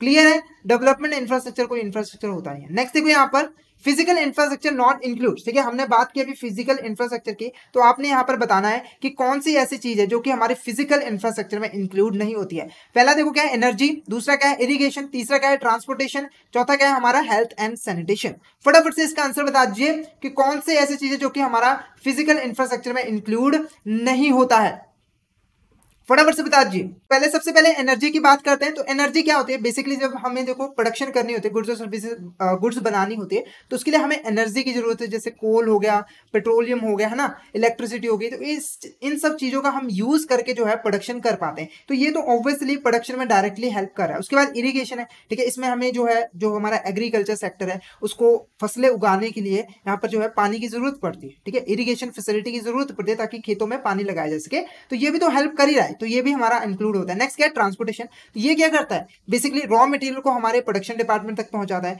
उसके बाद जब हम बना लेते हैं तो उसको लोगों तक डिस्ट्रीब्यूट करता है, तो ये भी हेल्प करता है हमारे प्रोडक्शन में, तो ये भी हमारा इंक्लूड होता है। नेक्स्ट देखो क्या है हेल्थ एंड सैनिटेशन, ठीक है, हेल्थ जो हमारा हेल्थ सेक्टर होता है, हॉस्पिटल होता है, उसका मेन काम क्या होता है, लोगों को हेल्थ सर्विसेज प्रोवाइड करनी ताकि वो हेल्दी रहे, ठीक है, ताकि वो हेल्दी रहे, ठीक है। और सैनिटेशन क्या होता है, साफ सफाई होती है, तो इसका मेन पर्पस क्या है, लोगों को जो सोसाइटी में लोग उनका बेनिफिट करना, तो ये हमारा फिजिकल इंफ्रास्ट्रक्चर में इंक्लूड नहीं होता। क्या नहीं इंक्लूड होता, फिजिकल इंफ्रास्ट्रक्चर में जो है इंक्लूड नहीं होता हेल्थ एंड सैनिटेशन, ठीक है, हेल्थ एंड सैनिटेशन है जो कि हमारा इंक्लूड नहीं होता फिजिकल इंफ्रास्ट्रक्चर में। नेक्स्ट क्वेश्चन देखो यहां पर, next question, social infrastructure concern with the supply of such services to meet the basic needs of, ठीक है, जो हमारा सोशल इंफ्रास्ट्रक्चर है वो सर्विसेज प्रोवाइड करता है किसकी नीड्स को पूरा करने के लिए। पहला देखो यहाँ पर क्या है कंट्री, दूसरा क्या है सोसाइटी, तीसरा क्या है गवर्नमेंट, चौथा क्या है ऑल ऑफ द अबव। फटाफट से यहाँ पर इसका आंसर बता दीजिए किसकी नीड्स को पूरा करने का मेन पर्पस होता है सोशल इंफ्रास्ट्रक्चर का। फटाफट से इसका आंसर बता दीजिए, फटाफट से इसका आंसर बता दीजिए, इसका आंसर क्या होगा। तो आंसर देखो हमारा क्या है यहाँ पर सोसाइटी, क्या है हमारे यहाँ पर सोसाइटी। नेक्स्ट क्वेश्चन देखो यहाँ पर, social infrastructure include, social infrastructure में हमारी कौन कौन सी चीजें आती हैं। तो पहले देखो क्या है हेल्थ, ठीक है, ये हमारा इंक्लूड होता है क्योंकि लोगों को हेल्थ सर्विसेज प्रोवाइड करता है। दूसरा है एजुकेशन, तीसरा वाटर सप्लाई, चौथा ऑल ऑफ द अबव, ठीक है, तो ये सारे के सारे ही हमारे इंक्लूड होते हैं। All of the above is the correct answer. Water supply देखो इसमें हम क्या करते हैं, लोगों तक पानी को पहुंचाते हैं, ठीक है, ताकि वो साफ सुथरा पानी यहाँ पर पी पाए, ठीक है, तो ये भी हमारा सोशल इंफ्रास्ट्रक्चर में इंक्लूड होता है। नेक्स्ट क्वेश्चन देखो यहाँ पर, फिफ्थ क्वेश्चन हमारा, that refers to the institution that are essential to keep the economy running such as financial, educational, health care, मतलब ऐसी फाइनेंशियल इंस्टीट्यूशन, ठीक है, ऐसी इंस्टीट्यूशन जिसका हमारी कंट्री के लिए जरूरी है, हमारे कंट्री के चलते रहने के लिए, हमारी कंट्री के डेवलपमेंट के लिए ये जो हमारी इंस्टीट्यूशन होती हैं ये जरूरी होती है, जैसे कि फाइनेंशियल, एजुकेशनल या हेल्थ केयर। तो वो हमारा कौन सा इंफ्रास्ट्रक्चर होता है, पहले देखो क्या है सॉफ्ट इंफ्रास्ट्रक्चर, तीसरा क्या है फिजिकल इंफ्रास्ट्रक्चर, तीसरा क्या है सोशल इंफ्रास्ट्रक्चर, चौथा क्या है यहाँ पर हमारा डेवलपमेंट इंफ्रास्ट्रक्चर। फटाफट से यहाँ पर इसका आंसर बता दीजिए, इसका आंसर क्या होगा। क्लियर है, तो फाइनेंशियल में देखो हमारी बैंक्स वगैरह आ जाती हैं, जो हमारे एनबीएफसी हैं वो सारी फाइनेंशियल में आ जाती है, तो ये जो है क्रेडिट प्रोवाइड करके हमारी इकोनॉमी की रनिंग में जो है यहाँ पर हेल्प करती है। तो आंसर यहाँ पर फटाफट से बता दीजिए फिफ्थ का आंसर क्या होगा, फिफ्थ का आंसर क्या होगा। तो आंसर देखो हमारे यहाँ पर क्या है, option A soft infrastructure is a correct answer. क्या है हमारा यहाँ पर, soft infrastructure is a correct answer, ठीक है। अब देखो आप सोचोगे कि ये नया इंफ्रास्ट्रक्चर आ गया, तो यहाँ पर देखो जो भी हमारा इंफ्रास्ट्रक्चर है उनको हम दो बेसिस पे, ठीक है, दो बेसिस पे, एक बेसिस क्या था हमारे यहाँ पर फिजिकल और सोशल इंफ्रास्ट्रक्चर, ठीक है। हम एक तो ऐसे कह सकते हैं कि या तो फिजिकल इंफ्रास्ट्रक्चर होगा या फिर सोशल इंफ्रास्ट्रक्चर होगा। एक दूसरा तरीका भी होता है डिवाइड करने का, डिफरेंशिएट करने का दूसरा तरीका भी होता है, वो क्या होता है सॉफ्ट इंफ्रास्ट्रक्चर और हार्ड इंफ्रास्ट्रक्चर। क्या होता है हमारा यहाँ पर सॉफ्ट और हार्ड, ठीक है, तो दोनों पे क्वेश्चन यहाँ पर बन सकते हैं, तो दोनों बेसिस पे हम जो है अपने इंफ्रास्ट्रक्चर को डिवाइड कर सकते हैं। सॉफ्ट का तो आपको पता लग गया, इसमें इंस्टीट्यूशन आती है जो कि इकोनॉमी के रनिंग के लिए जरूरी होती है। हार्ड क्या होती है, ये हमारे फिजिकल यहाँ पर इंफ्रास्ट्रक्चर होते हैं, ठीक है, जो कि जैसे कि रोड्स वगैरह हो गई है ना, ये सारी हमारी हार्ड में आती है, हार्ड इंफ्रास्ट्रक्चर में आती है, तो ये इनकी फिजिकल यहाँ पर एग्जिस्टेंस होती है। क्लियर है। नेक्स्ट क्वेश्चन देखो, water management infrastructure not include, जो हमारा वाटर मैनेजमेंट इंफ्रास्ट्रक्चर होता है वो इनमें से किस चीज को इंक्लूड नहीं करता। तो पहले मैं वाटर मैनेजमेंट इंफ्रास्ट्रक्चर का मतलब यहाँ पर बता दूं, वाटर मैनेजमेंट इंफ्रास्ट्रक्चर ऐसे इंफ्रास्ट्रक्चर होते हैं जिनका मेन काम क्या होता है, वाटर रिसोर्सेज, जो हमारे यहाँ पर वाटर रिसोर्सेज होते हैं उनको यहाँ पर जो है बचा के रखना, ठीक है, जो हमारे वाटर रिसोर्सेज उनको बचाना ताकि वो वेस्ट ना हो और लोगों तक जो है साफ सुथरा पानी यहाँ पर पहुंच पाए। क्लियर है, तो आपने यहाँ पर बताना है कि कौन सा ऐसा इंफ्रास्ट्रक्चर है जो कि हमारा जो है यहाँ पर वाटर मैनेजमेंट इंफ्रास्ट्रक्चर में नहीं आता। पहला देखो क्या है वाटर सप्लाई, दूसरा क्या है मेजर इरिगेशन सिस्टम, तीसरा क्या है waste water collection and disposal, चौथा क्या है हमारा स्पोर्ट वाटर बिजनेस। ठीक है, तो वाटर सप्लाई तो हमारा इंक्लूड होगा क्योंकि इस जो हमारे डिफरेंट इंफ्रास्ट्रक्चर जिस लोगों तक हम जो है यहाँ पर पानी को पहुंचा रहे हैं ताकि पानी का सही उपयोग हो सके। नेक्स्ट क्या है मेजर इरिगेशन सिस्टम, ठीक है, जिसकी हेल्प से हम जो है खेतों में पानी यहाँ पर लगा पाते हैं, तो वो भी हमारा यहाँ पर इंक्लूड होता है। नेक्स्ट क्या है वेस्ट वाटर कलेक्शन, ये एक इंपॉर्टेंट पार्ट है, ठीक है, ताकि हमारा जो इन्वायरमेंट है वो यहाँ पर साफ सुथरा रहे और हमारा जो अदर जो साफ सुथरा वाटर सोर्सेज है वो यहाँ पर साफ रहे। उसके लिए जरूरी है कि जो गंदा पानी है उसको हमें यहाँ पर कलेक्ट करना है, उसको डिस्पोज ऑफ करना है सही से। नेक्स्ट क्या है यहाँ पर स्पोर्ट वाटर बिजनेस, ठीक है, तो ये तीनों हमारे इंक्लूड होते हैं, पर स्पोर्ट वाटर बिजनेस ये इंक्लूड नहीं होता। स्पोर्ट वाटर बिजनेस का मतलब कि हम यहाँ पर जो लोग वाटर बिजनेस कर रहे हैं यानी कि बोतलों में पानी भर के बेच रहे हैं उनको सपोर्ट करना, तो ये काम नहीं होता वाटर मैनेजमेंट इंफ्रास्ट्रक्चर का। क्लियर है आपको? क्लियर, तो option D is a correct answer. Next question देखो यहाँ पर energy infrastructure include, energy infrastructure इनमें से किस चीज को इंक्लूड करता है? तो एनर्जी इंफ्रास्ट्रक्चर का पहले मीनिंग समझा दूं यहाँ पर। एनर्जी इंफ्रास्ट्रक्चर ऐसा इंफ्रास्ट्रक्चर होता है जिसकी हेल्प से हम जो है एनर्जी को पहुंचा पाते हैं जहां पर एनर्जी की जरूरत होती है। यानी कि देखो एक प्लेस पर एनर्जी जो है बनाई जाती है, ठीक है, अब डिफरेंट लोगों तक उस एनर्जी को पहुंचाने के लिए जिस इंफ्रास्ट्रक्चर का यूज किया जाता है वो हमारा कहलाता है एनर्जी इंफ्रास्ट्रक्चर। तो आपने बताना है कि इनमें से कौन सी ऐसी चीजें जो कि एनर्जी इंफ्रास्ट्रक्चर में इंक्लूड होती है। पहला देखो क्या है नेचुरल गैस पाइपलाइंस, ठीक है, नेचुरल गैस पाइपलाइंस ऐसी पाइपलाइंस जिनके थ्रू हम नेचुरल गैस को लोगों तक यहाँ पर पहुंचाते हैं, तो ये हमारा इंक्लूड होता है। नेक्स्ट क्या है स्टोरेज एंड डिस्ट्रीब्यूशन टर्मिनल्स, ठीक है, जहां पर हम स्टोर करके रखते हैं, ठीक है, अपने एनर्जी को ताकि जब जरूरत हो तब इसको यूज किया जा सके, तो ये भी हमारा इंक्लूड होता है। नेक्स्ट क्या है पेट्रोलियम, ठीक है, क्या है हमारे यहाँ पर पेट्रोलियम पाइपलाइंस, तो ये भी हमारा इंक्लूड होता है। तो इसीलिए all of the above is a correct answer, ठीक है, क्या है हमारे यहाँ पर all of the above is a correct answer, all of the above is a correct answer, सारे के सारे हमारे एनर्जी इंफ्रास्ट्रक्चर में इंक्लूड होते हैं। Next question the assets on which the broader economy is dependent are referred to as, ठीक है, ऐसी एसेट्स जिसके ऊपर जो हमारी इकोनॉमी है वो यहाँ पर ज्यादातर डिपेंडेंट होती है, वो इंफ्रास्ट्रक्चर हमारा कौन सा यहाँ पर होता है? पहला देखो क्या है मेजर इंफ्रास्ट्रक्चर, दूसरा क्या है क्रिटिकल इंफ्रास्ट्रक्चर, तीसरा क्या है डेवलपमेंट इंफ्रास्ट्रक्चर, चौथा क्या है ऑल ऑफ द अबव। फटाफट से यहाँ पर आंसर बता दीजिए ऐसा कौन सा इंफ्रास्ट्रक्चर है जिसके ऊपर ज्यादा हमारी इकोनॉमी जो है डिपेंडेंट होती है। फटाफट से यहाँ पर आंसर बता दीजिए। आंसर देखो हमारे option B critical infrastructure is a correct answer, critical infrastructure is a correct answer. Next question देखो हमारे यहाँ पर, next question which of this statement is correct renewable energy, ठीक है, जो हमारा रिन्यूएबल एनर्जी है इंडिया के अंदर उससे रिलेटेड कौन सी हमारे यहाँ पर स्टेटमेंट करेक्ट है? पहला देखो क्या है इंडिया स्टैंड्स, ठीक है, India stands fourth in renewable energy power capacity, ठीक है, जो हमारा रिन्यूएबल एनर्जी उसमें पूरे वर्ल्ड में जो प्रोडक्शन होती है हमारा इंडिया जो है चौथे नंबर पे आता है। दूसरा स्टेटमेंट क्या है इंडिया स्टैंड फोर्थ इन विंड पावर, ठीक है, जो हमारा विंड पावर है, ठीक है, हम हवा का यूज करके जो एनर्जी पैदा करते हैं उसमें भी हम चौथे नंबर पे आते हैं पूरी दुनिया में। नेक्स्ट क्या है इंडिया स्टैंड्स फिफ्थ इन सोलर पावर कैपेसिटी, ठीक है, जो सोलर पावर कैपेसिटी उसमें इंडिया जो है 5वें नंबर पे आता है, ठीक है। तो ये सारी की सारी हमारी स्टेटमेंट क्या है यहाँ पर करेक्ट है, ठीक है, सारी की सारी हमारी स्टेटमेंट करेक्ट है regarding the renewable energy. Clear है आपको? क्लियर है। नेक्स्ट क्वेश्चन यहाँ पर देखो हमारे यहाँ पर 10th question, next question national programme for family planning is first introduced by, ठीक है, कौन सी हमारी ऐसी कंट्री थी जिसने पहली बार नेशनल जो हमारी नेशनल प्रोग्राम लॉन्च किया गया था ताकि पॉपुलेशन को यहाँ पर कंट्रोल किया जा सके? फटाफट से इसका आंसर बता दीजिए, इसका आंसर क्या होगा? फटाफट से इसका आंसर बता दीजिए। क्या वो इंडिया था, क्या वो इंग्लैंड था, क्या वो जापान था, क्या वो यहाँ पर चाइना था? फटाफट से इसका आंसर बता दीजिए, इसका आंसर क्या होगा?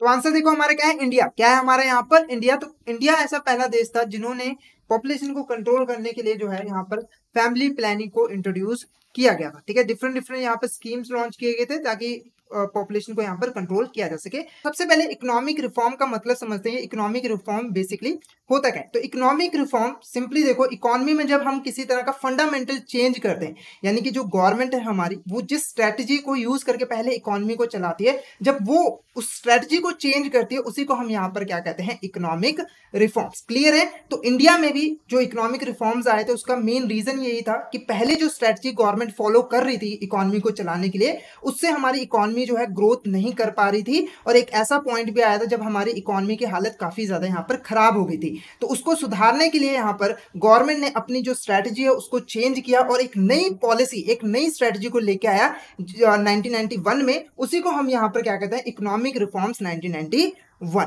क्लियर है आपको?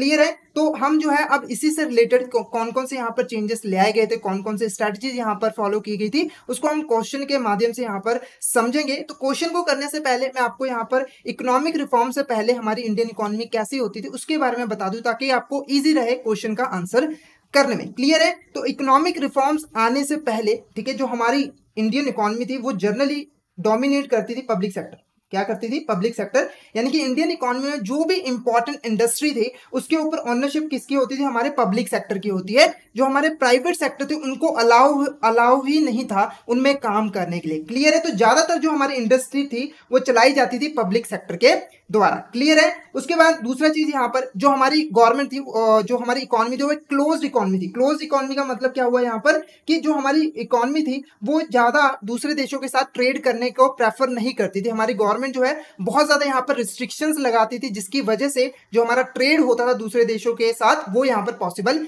नहीं हो पाता था, जैसे कि इंपोर्ट के ऊपर बहुत ज्यादा यहाँ पर टैक्स लगा था। क्लियर है। क्लियर है। तो अब हमने यहाँ पर समझ लिया। अब फटाफट से अब इससे रिलेटेड कुछ यहाँ पर हम क्वेश्चंस देखेंगे। तो फर्स्ट क्वेश्चन यहाँ पर देखो, which of the following statement is correct about Indian economy before economic reform 1991। ठीक है, इकोनॉमिक रिफॉर्म आने से पहले इनमें से कौन सी ऐसी स्टेटमेंट है जो कि करेक्ट है हमारी इंडियन इकोनॉमी के बारे में। पहली स्टेटमेंट देखो क्या है यहाँ पर। पहले देखो, the public sector was given a dominant position in the economy. ठीक है, जो हमारा पब्लिक सेक्टर था वो काफी इन्फ्लुएंस करता था हमारी इकोनॉमी में, उसकी पोजीशन काफी ज्यादा यहाँ पर स्ट्रांग थी। तो ये स्टेटमेंट हमारी बिल्कुल सही है, मैंने अभी बताया आपको। उसके बाद देखो, foreign trade policy allowed to free trade of all goods and services. यानी इकोनॉमिक रिफॉर्म से आने से पहले जो हमारी फॉरेन ट्रेड पॉलिसी थी, फॉरेन ट्रेड पॉलिसी जो कि हमारे एक्सपोर्ट इंपोर्ट से रिलेटेड होती है, वो अलाउ करती थी फ्री ट्रेड को। यानी कि कोई भी पर्सन इंडिया में रहकर आसानी से इंपोर्ट करा सकता। तो ये स्टेटमेंट हमारी क्या है? गलत है, क्योंकि इकोनॉमिक रिफॉर्म से पहले इतनी ज्यादा खुली छूट नहीं होती थी, ट्रेड पे काफी ज्यादा रिस्ट्रिक्शंस होती थी। नेक्स्ट देखो, monetary policy sought to be keep the CRR at very low level. यानी कि जो बैंक को सीआरआर मेंटेन करना पड़ता था, ठीक है, जो हमारी मॉनेटरी पॉलिसी थी इकोनॉमिक रिफॉर्म्स आने से पहले वो काफी ज्यादा यहाँ पर कम थी। तो ये भी स्टेटमेंट हमारी क्या है? यहाँ पर गलत है, क्योंकि उस समय जो सीआरआर था वो काफी ज्यादा यहाँ पर हाई था। इसको इकोनॉमिक रिफॉर्म के आने के बाद यहाँ पर जो है कम किया गया। तो यहाँ पर आंसर हमारा कौन सा होगा? यहाँ पर ऑप्शन ए। कौन सी स्टेटमेंट हमारी यहाँ पर करेक्ट है before economic reform? Option A, the public sector was given a dominant position in an economy.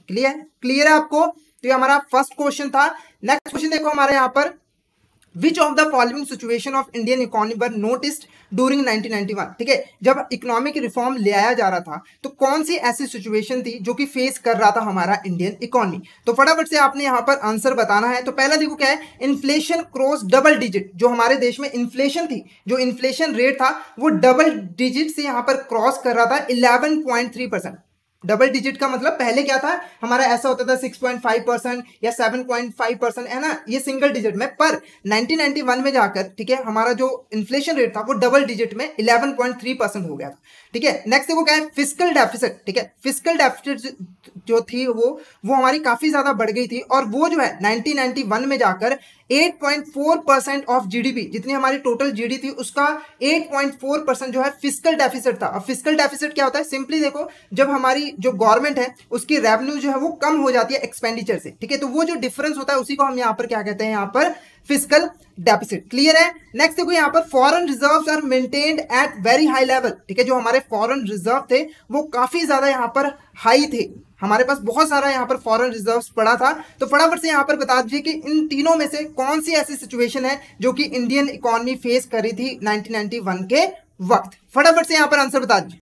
तो ऑप्शन सी हमारे यहाँ पर देखो 1 और 2, ये हमारा क्या है? यहाँ पर करेक्ट आंसर है। इन्फ्लेशन हमारी काफी ज्यादा बढ़ गई थी, फिस्कल डेफिसिट भी काफी ज्यादा इंक्रीज हो गया था, जो फॉरेन रिजर्व था वो काफी ज्यादा यहाँ पर कम हो गया था। हमारे पास इतने फॉरेन रिजर्व थे ही नहीं कि हम यहाँ पर कोई भी चीज यहाँ पर इंपोर्ट कर पाए, काफी ज्यादा कम हो गए थे। तो इसीलिए जो पहली दो सिचुएशन है वही यहाँ पर फेस कर रहा था इंडियन इकोनॉमी। तो इसीलिए option C is a correct answer.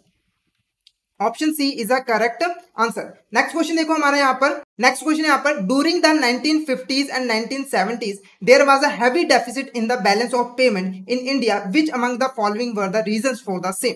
Clear है। तो 1950 से लेकर 1970 तक जो हमारा बैलेंस ऑफ पेमेंट था वो काफी ज्यादा यहाँ पर कम हो गया था। क्लियर है, डेफिसिट में चला गया था। तो आपने यहाँ पर बताना है इन तीनों में से कौन सा ऐसा रीजन है जिसकी वजह से ये हुआ था। तब तक हम बैलेंस ऑफ पेमेंट का मीनिंग समझ लेते हैं। बैलेंस ऑफ पेमेंट का मतलब देखो, जब हमारे जो एक्सपोर्ट है वो कम हो और जो हमारे इंपोर्ट है वो ज्यादा हो जाए तो वो हमारा कहलाता है यहाँ पर बैलेंस ऑफ पेमेंट। ठीक है, डेफिसिट में क्यों कहला रहा है? क्योंकि हमारे एक्सपोर्ट जो है यहाँ पर कम है और इंपोर्ट ज्यादा है। तो आपने फटाफट से यहाँ पर बताना है कि कौन से ऐसे 3 रीजन थे जिनकी वजह से जो हमारा डेफिसिट में गया था बैलेंस ऑफ पेमेंट। फटाफट से यहाँ पर आंसर बता दीजिए। तो पहला देखो हमारा यहाँ पर राइज इन इंपोर्ट। ठीक है, जो हमारा इंपोर्ट था वो काफी ज्यादा यहाँ पर बढ़ गया था। दूसरा क्या है? डीवैल्यूएशन। ठीक है, डीवैल्यूएशन का मतलब यहाँ पर समझाओ, डीवैल्यूएशन ऑफ करेंसी। ठीक है, इसमें क्या होता है कि हमारी जो करेंसी की वैल्यू है वो यहाँ पर कम हो जाती है एज कंपैरिजन टू उस देश की करेंसी से जहां से हम कोई चीज इंपोर्ट वगैरह कराना चाहते हैं। ठीक है, जैसे एग्जांपल के लिए हमारी रुपए की वैल्यू काफी ज्यादा यहाँ पर कम है as comparison to dollar. Next देखो क्या है? Slow rise in export earning. हमारा जो एक्सपोर्ट अर्निंग था वो काफी ज्यादा यहाँ पर कम था। क्लियर है? तो ये तीनों रीजन की वजह से ही हमारा जो बैलेंस ऑफ पेमेंट है वो यहाँ पर डेफिसिट में गया था। क्लियर है? तो यहाँ पर जो हमारा ऑप्शन, ठीक है, जो हमारा ऑप्शन डी है 1, 2 and 3 is a correct answer. क्या है हमारा? 1, 2 and 3 is a correct answer. इन तीनों रीजन की वजह से ही हमारा जो बैलेंस ऑफ पेमेंट है वो डेफिसिट में गया था। नेक्स्ट क्वेश्चन देखो, who led the economic reforms in India. ठीक है, जो हमारे इकोनॉमिक रिफॉर्म्स आए थे 1991 में, उसकी शुरुआत किसने की थी? पहला देखो क्या है? मोरारजी देसाई, ठीक है, इंदिरा गांधी जी ने, पीवी नरसिम्हा राव, या none of the above. Clear है? तो आपने सिंपली बताना है कि जब 1991 में हमारा जो इकोनॉमिक रिफॉर्म आया था उस समय हमारे जो प्राइम मिनिस्टर थे वो कौन थे, क्योंकि उन्होंने यहाँ पर इनिशिएटिव लिया था। फटाफट से यहाँ पर आंसर बता दीजिए, इसका आंसर क्या होगा? फटाफट से इसका आंसर बता दीजिए।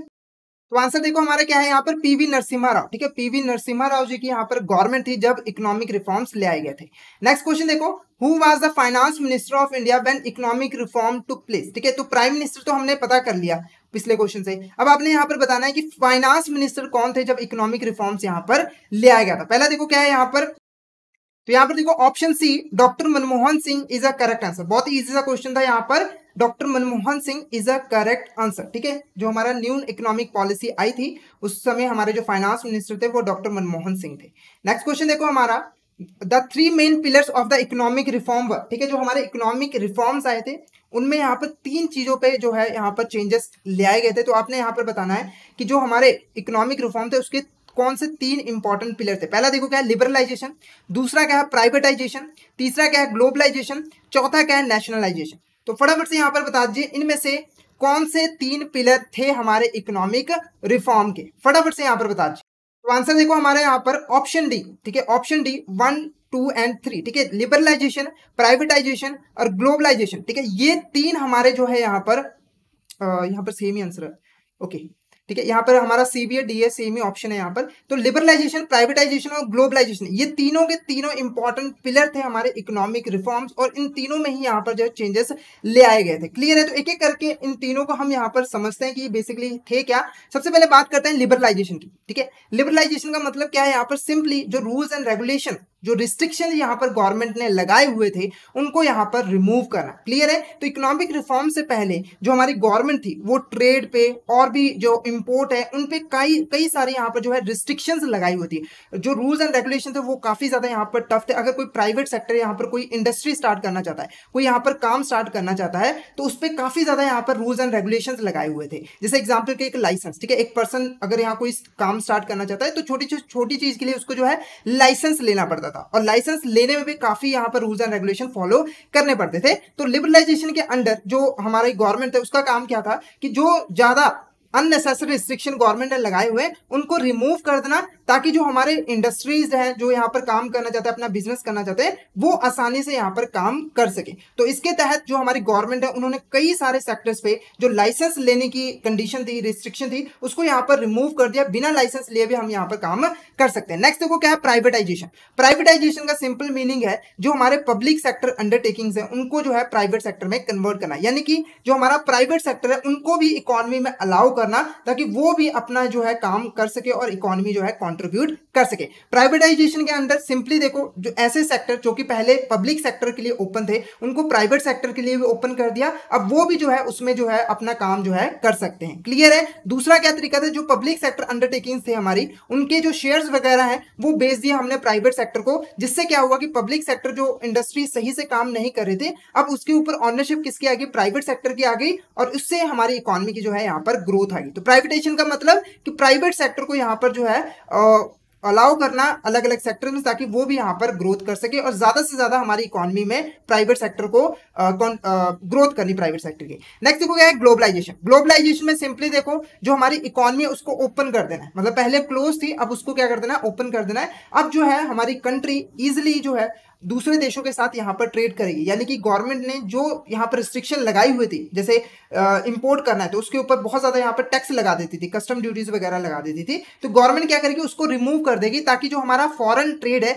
उसको यहाँ पर इंक्रीज किया जा सके। तो ग्लोबलाइजेशन के अंडर हमारी जो इकोनॉमी है वो फ्रीली अब ट्रेड करने लग जाएगी बाकी देशों के साथ। अब बाकी देश के जो लोग हैं वो भी हमारे देश में इन्वेस्टमेंट कर सकते हैं, अपनी कंपनीज वगैरह यहाँ पर ओपन कर सकते हैं। क्लियर है आपको? क्लियर है? तो यहाँ पर तीनों इंपॉर्टेंट पिलर्स थे हमारे यहाँ पर इकोनॉमिक रिफॉर्म के।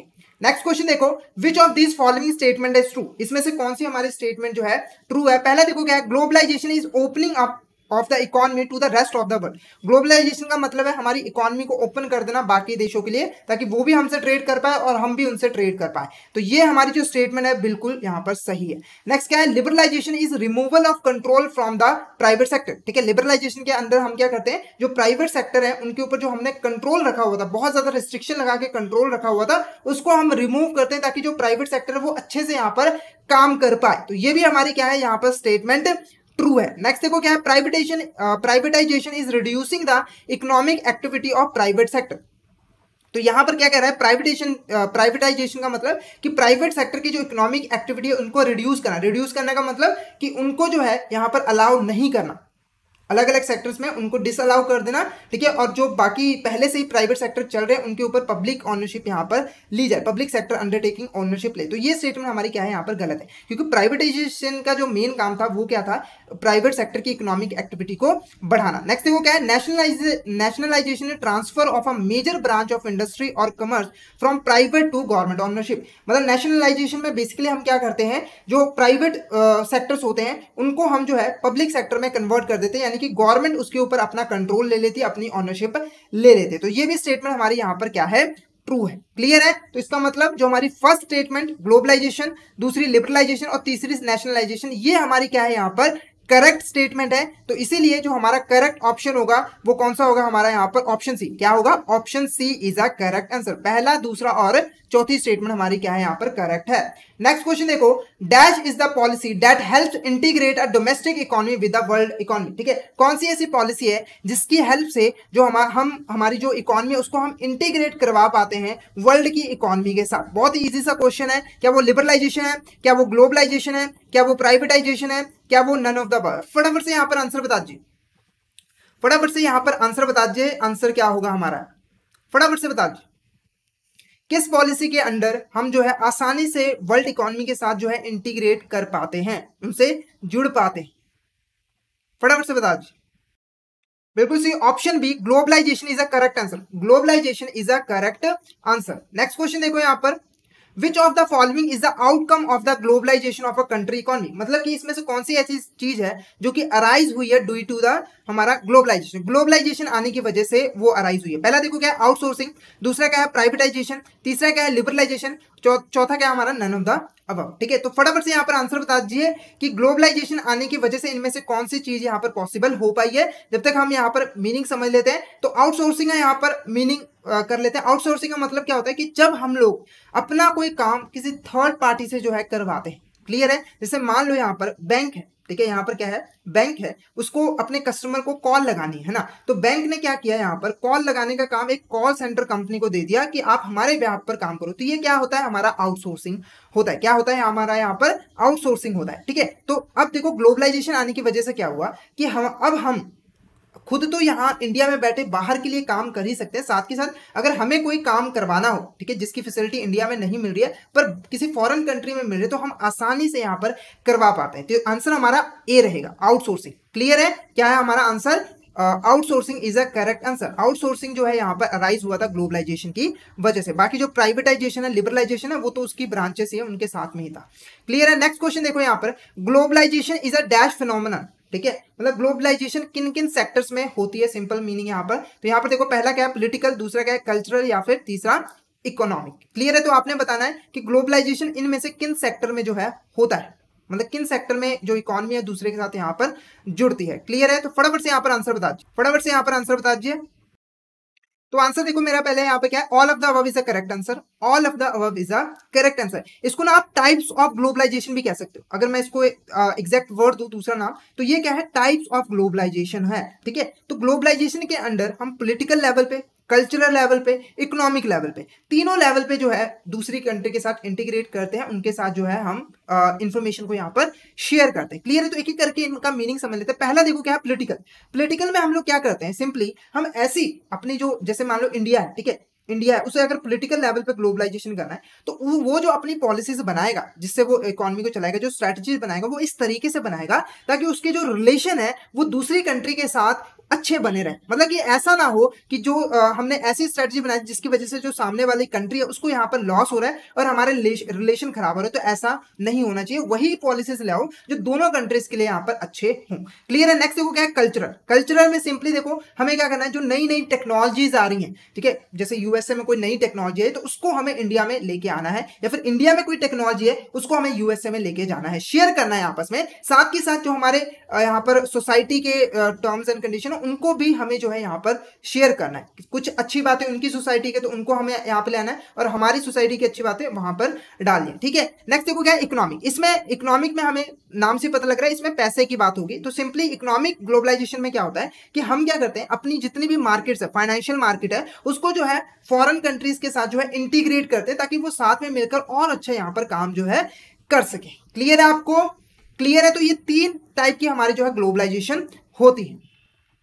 नेक्स्ट देखो यहाँ पर, selling of part of the equity of public sector undertaking to private sector is known as. ठीक है, जब कोई हमारी पब्लिक सेक्टर अंडरटेकिंग है, क्या है हमारी यहाँ पर पब्लिक सेक्टर अंडरटेकिंग, ठीक है, अगर हम इसके जो इक्विटी शेयर्स हैं वो प्राइवेट सेक्टर को बेच देते हैं तो वो क्या कहलाता है? क्या वो ग्लोबलाइजेशन कहलाता है? क्या वो हमारे यहाँ पर प्राइवेटाइजेशन कहलाता है या फिर डिसइन्वेस्टमेंट कहलाता है? फटाफट से यहाँ पर आंसर बता दीजिए, फटाफट से यहाँ पर आंसर बता दीजिए कि क्या कहलाएगा, वो ग्लोबलाइजेशन कहलाएगा या फिर प्राइवेटाइजेशन या फिर डिसइन्वेस्टमेंट? बिल्कुल सही, option B is a correct answer, क्योंकि इससे हम क्या कर रहे हैं, हम प्राइवेट सेक्टर को यहाँ पर अलाउ कर रहे हैं, प्राइवेट सेक्टर को बढ़ा रहे हैं। क्लियर है? अब इसके ऊपर ऑनरशिप किसकी हो जाएगी? प्राइवेट सेक्टर की। अब वो और अच्छे से यहाँ पर काम करेगा, ठीक है, तो ज्यादा कंट्रीब्यूट करेगा इकोनॉमिक एक्टिविटी में, तो ये इसीलिए ये हमारा कहलाता है प्राइवेटाइजेशन। क्लियर है आपको? नेक्स्ट यहाँ पर एक ग्लोबलाइजेशन का मीनिंग आपको पता है। नेक्स्ट क्या है कि डिसइन्वेस्टमेंट वर्ड है, ठीक है, तो यहाँ पर देखो जो डिसइन्वेस्टमेंट है ना, डिसइन्वेस्टमेंट एक तरीका होता है प्राइवेटाइजेशन को ले आने के लिए। ठीक है, अब ये जो आपने यहाँ पर देखा selling of part of the equity public sector undertaking, इसी को हम यहाँ पर क्या कहते हैं, डिसइन्वेस्टमेंट। जब कोई यहाँ पर जो गवर्नमेंट है, ठीक है, इसने पब्लिक सेक्टर अंडरटेकिंग में इन्वेस्टमेंट की हुई है, जब वो उसको बेच रही है तो वो अपने इन्वेस्टमेंट को क्या कर रही है, खत्म कर रही है, उसी को हम यहाँ पर क्या कहते हैं, डिसइन्वेस्टमेंट, जब हम अपने एग्जिस्टिंग इन्वेस्टमेंट को खत्म करते हैं। क्लियर है? नेक्स्ट क्वेश्चन देखो यहाँ पर, एलिमिनेटिंग गवर्नमेंट सेट रिस्ट्रिक्शन और बैरियर्स इज नोन है। ठीक है, जब गवर्नमेंट जो है यहाँ पर जो भी वो रिस्ट्रिक्शंस लगाती है, बैरियर्स लगाती है, उनको रिमूव करती है, उनको एलिमिनेट करती है, तो उसे हम यहाँ पर क्या कहते हैं? पहले देखो क्या है, फ्री कॉमर्स, दूसरा क्या है, लिबरलाइजेशन, तीसरा क्या है, फेवरेबल ट्रेड, चौथा क्या है हमारा, फ्री इन्वेस्टमेंट। तो फटाफट से यहाँ पर आंसर बता दीजिए कि जब गवर्नमेंट रिस्ट्रिक्शंस को, बैरियर्स को रिमूव करती है तो वो हमारा यहाँ पर क्या कहलाता है? क्या वो लिबरलाइजेशन है, फ्री कॉमर्स है, फेवरेबल ट्रेड है या फिर फ्री इन्वेस्टमेंट है? तो बिल्कुल से यहाँ पर option B liberalisation is a correct answer, option B liberalisation is a correct answer. Next देखो यहाँ पर, what is the objective of liberalisation? जो हमारा लिबरलाइजेशन है उसका ऑब्जेक्टिव क्या था, उसको क्यों यहाँ पर ले आया गया था? फर्स्ट ऑप्शन देखो, इकोनॉमिक प्लानिंग करने के लिए, ठीक है, दूसरा क्या है, इकोनॉमिक रिफॉर्म्स ले आने के लिए, तीसरा क्या है, लैंड रिफॉर्म्स ले आने के लिए, या फिर ऑल ऑफ द अबव? फटाफट से यहाँ पर आंसर बता दीजिए कि लिबरलाइजेशन को ले आने का मेन पर्पस क्या था, हमने उसे क्यों ले आया था? इकोनॉमिक प्लानिंग करने के लिए, इकोनॉमिक रिफॉर्म्स ले आने के लिए, लैंड रिफॉर्म्स ले आने के लिए, या फिर ऑल ऑफ द अबव? फटाफट से आंसर बता दीजिए, फटाफट से यहाँ पर आंसर बता दीजिए। बिल्कुल सी, option B economic reforms is a correct answer, option B economic reforms is a correct answer. Economic reforms ले आने के लिए जो है यहाँ पर शुरू किया गया था। नेक्स्ट क्वेश्चन देखो यहाँ पर, which of the following statement is not correct about the new industrial policy 1991? ठीक है, इनमें से कौन सी स्टेटमेंट हमारी करेक्ट नहीं है regarding the new industrial policy 1991? ठीक है, तो यहाँ पर देखो हमने बात की, यहाँ पर लिबरलाइजेशन की बात की, ठीक है। तो लिबरलाइजेशन में क्या हुआ था, हमें रिस्ट्रिक्शंस को रिमूव करना था, लाइसेंस को यहाँ पर खत्म करना था। तो उसके लिए गवर्नमेंट ने एक न्यू इंडस्ट्रियल पॉलिसी जो है लेके आई, ठीक है। तो आपने बताना है कि इनमें से कौन से स्टेटमेंट उसके रिगार्डिंग यहाँ पर करेक्ट नहीं है। पहला देखो क्या है, it made it compulsory for the industry to obtain licence for all project, ठीक है। जो ये न्यू इंडस्ट्रियल पॉलिसी थी, इसके अकॉर्डिंग अब जो भी हमारे पर्सन है जो कि काम करना चाहते हैं इंडस्ट्री में, है ना, बिजनेस करना चाहते हैं, उनको जो है हर काम के लिए यहाँ पर लाइसेंस लेना जरूरी था। तो ये स्टेटमेंट हमारी बिल्कुल गलत है। क्या है यहाँ पर, ये स्टेटमेंट हमारी बिल्कुल गलत है। नेक्स्ट देखो क्या है, it abolish licensing for all project except industries of strategic and security importance, ठीक है। तो यहाँ पर सारे के सारे जो हमारे प्रोजेक्ट थे उन पे जो लाइसेंस लेने की यहाँ पर रिस्ट्रिक्शन थी उसको रिमूव कर दिया, कुछ इंडस्ट्रीज को छोड़ के जो कि काफी ज्यादा सेंसिटिव थे, जैसे हमारे सिक्योरिटी को लेकर, ठीक है, हमारी जो इकोनॉमी उसको लेकर जो इंपॉर्टेंट यहाँ पर इंडस्ट्रीज थी उनको छोड़ के बाकी सभी जगह पे लाइसेंस जो है वो खत्म कर दिया गया था। तो ये स्टेटमेंट हमारी बिल्कुल सही है। क्या है यहाँ पर, हमारी स्टेटमेंट बिल्कुल सही है। नेक्स्ट देखो, it gave dominant position to the public sector, मतलब इस पॉलिसी के आने की वजह से जो हमारा पब्लिक सेक्टर था और ज्यादा यहाँ पर स्ट्रांग हो गया और ज्यादा वो इकोनॉमी में जो है डोमिनेट करने लग गया। तो फटाफट से यहाँ पर आंसर बता दीजिए, इसका आंसर क्या होगा, कौन सी ऐसी स्टेटमेंट्स है जो हमारी यहाँ पर गलत है। बिल्कुल सी option A is a correct answer, option A is a correct answer, ठीक है।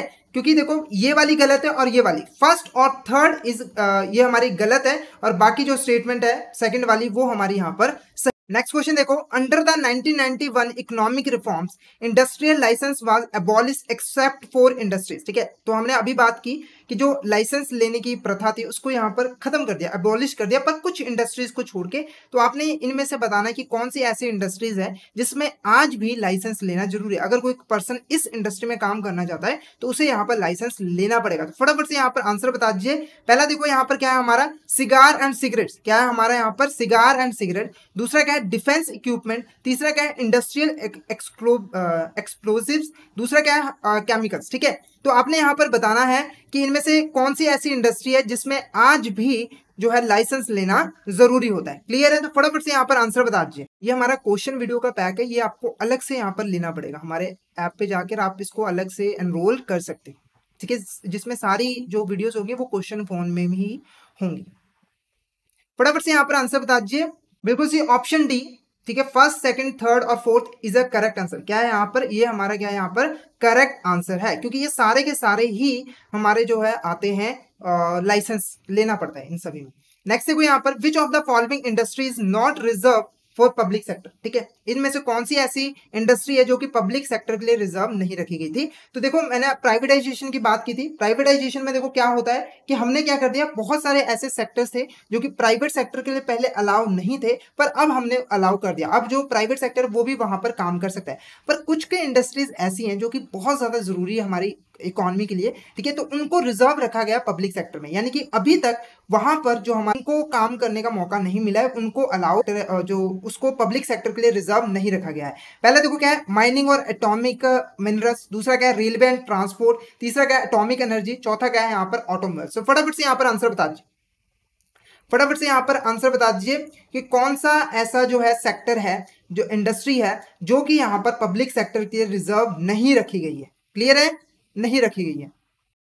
तो आंसर देखो हमारा ऑप्शन डी, ठीक है, option D is a correct answer. बाकी ये जो तीन इंडस्ट्री है, माइनिंग ऑफ एटॉमिक मिनरल्स, ठीक है, रेलवे और ट्रांसपोर्ट और एटॉमिक एनर्जी, ये तीनों की तीनों इंडस्ट्री आज भी जो है पब्लिक सेक्टर के लिए रिजर्व रखी हुई है। ऑटोमोबाइल में तो आजकल प्राइवेट सेक्टर जो है वो काम कर ही रहे हैं, उनको तो यहाँ पर अलाउ है।